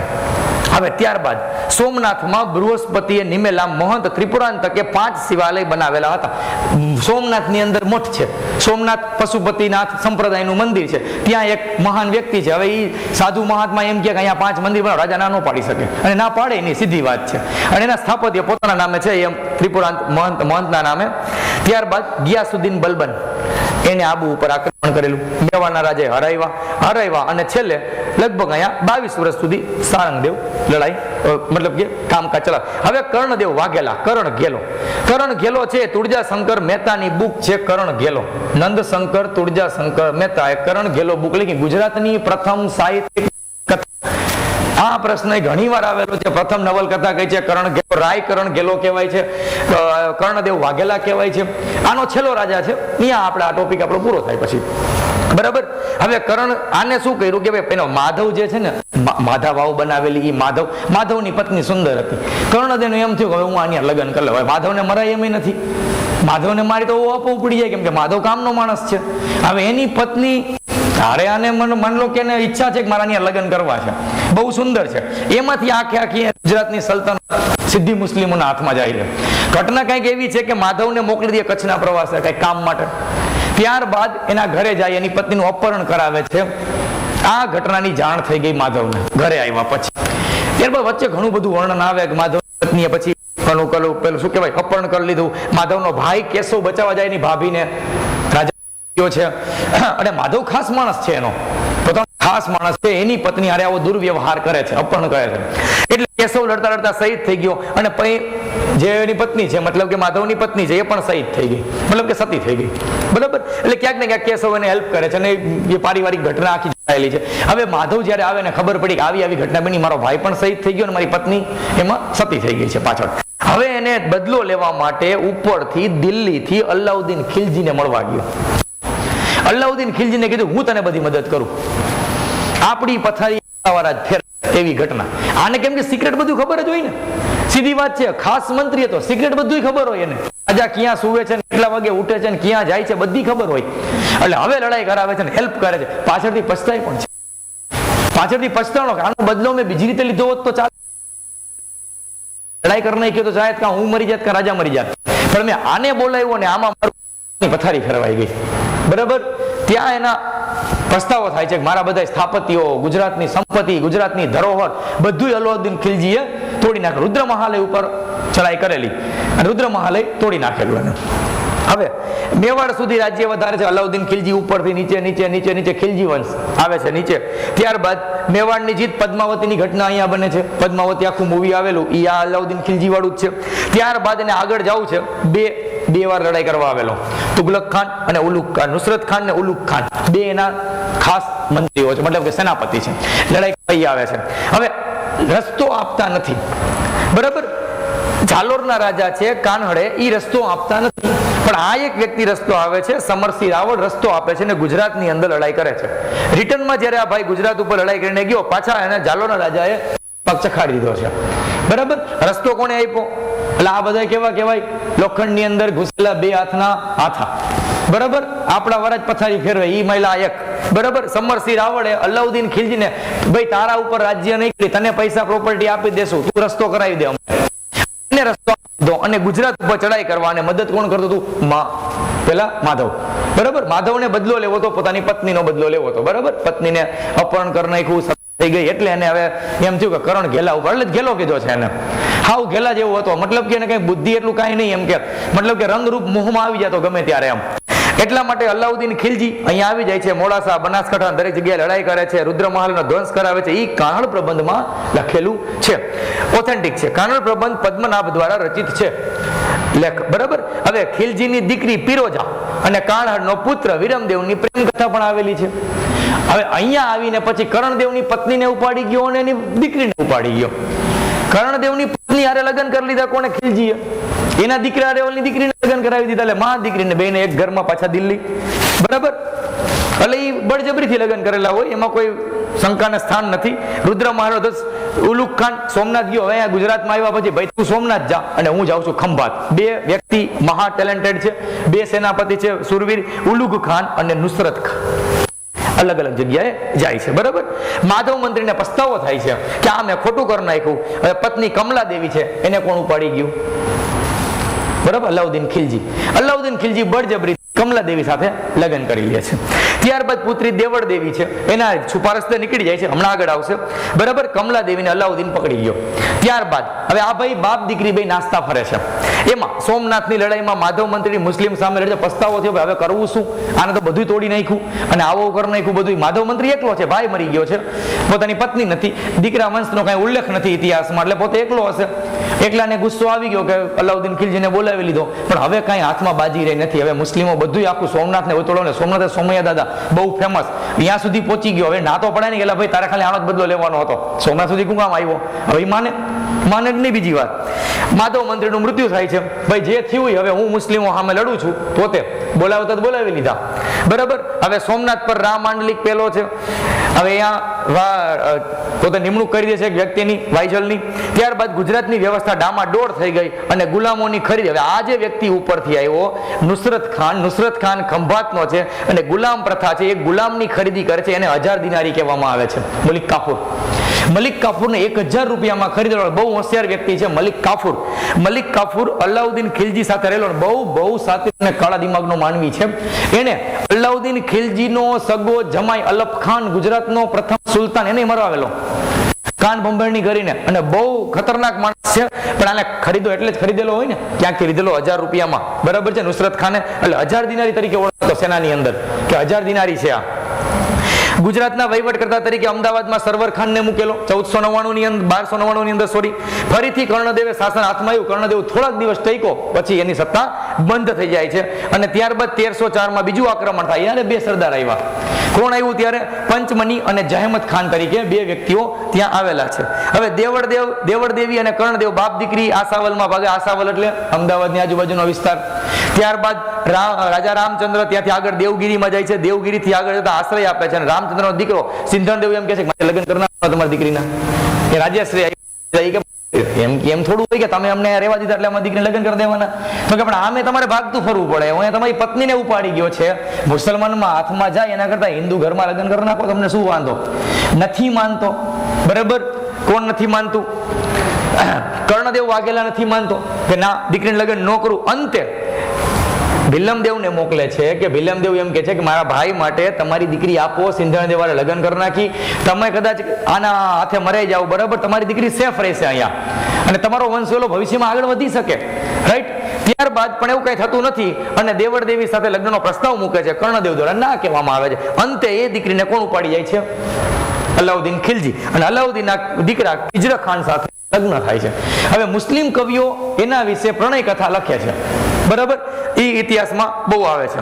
હવે કર્ણદેવની શોધ દેવગીરીમાં કરે છે, દેવગીરીના જંગલોમાં રખડે છે, ત્યાં આશ્રય સ્થાન આપવામાં આવે છે. અંતે દેવળ દેવી પકડાઈ ગઈ અને મુસ્લિમ સેનાને પકડી લે છે અને ત્યારબાદ એને દિલ્હી લઈ જાય છે, બરાબર. હવે ભારતમાં મુસ્લિમ સલ્તનત 1192 થી આવેલી અને ગુજરાતમાં મુસ્લિમ સલ્તનત 1304માં આવેલી, બરાબર. એટલે હવે અમીર ખુસરો આશિકા પુસ્તક લખે છે, એની અંદર ખિજર ખાન અને દેવળ દેવીની કથા થઈ ન હોય પણ પ્રેમ કથા લખવામાં આવેલી હોય, બરાબર છે. હવે આ પુસ્તકમાં ઉલ્લેખ છે અલફ ખાન. હવે અહીંયા અલફ ખાનને મૂકવામાં આવે. અલફ ખાન અલાઉદ્દીનનો બંનેવી છે, પણ ઓલો જે મલિક કાફુર છે ને એ મરાવી નાખે છે, અલફ ખાનને મરાવે છે. મલિક કાફુર બહુ ખતરનાક માણસ છે અને પોતે એક ગુલામ છે અને ગુલામોનું આધિપત્ય પહેલાથી રહેલું જ છે અને ગુલામ ઉપર ભરોસો બહુ કરતા અને ગુલામો પણ એવી રીતે કામ કરતા, સગા દીકરા કરતા પણ વધારે. ત્યારબાદ ગુજરાતનો સૌપ્રથમ ખિલજી વંશનું શાસન અહીંયા ચાલુ થાય છે. અલાઉદ્દીન ખિલજી દ્વારા જીવન જરૂરી તમામ વસ્તુ ઉપર ટેક્સ અને ભાવ નિયમ કરવામાં આવે છે અને અહીંયા પહેલા વંશનો 100% અહીંયા અંત થાય છે, બરોબર. હવે પછીના લેક્ચરમાં આપણે સલ્તનત કાળ સમજશું, કેમ કે મોહમ્મદ બેગડો, મોહમ્મદ શાહ, મોહમ્મદ પેલો, નસરુદ્દીન મહેમદ, એ બધામાંથી પ્રશ્ન વધારે આવે છે એટલા માટે. બાકી આગળના પાર્ટ આપણે રિવિઝનમાં હજી લીધા નથી, બરાબર. અને મહાગુજરાત આંદોલન અને ગુજરાતના રાજવીઓ, આ 3 ટોપિકમાંથી વધારે પ્રશ્ન આવતા હોવાથી આપણે એનું રિવિઝન ગુજરાતમાં પહેલા જોઈશું, બરાબર. આજનું અહીંયા આપણે સંપૂર્ણ કરીએ.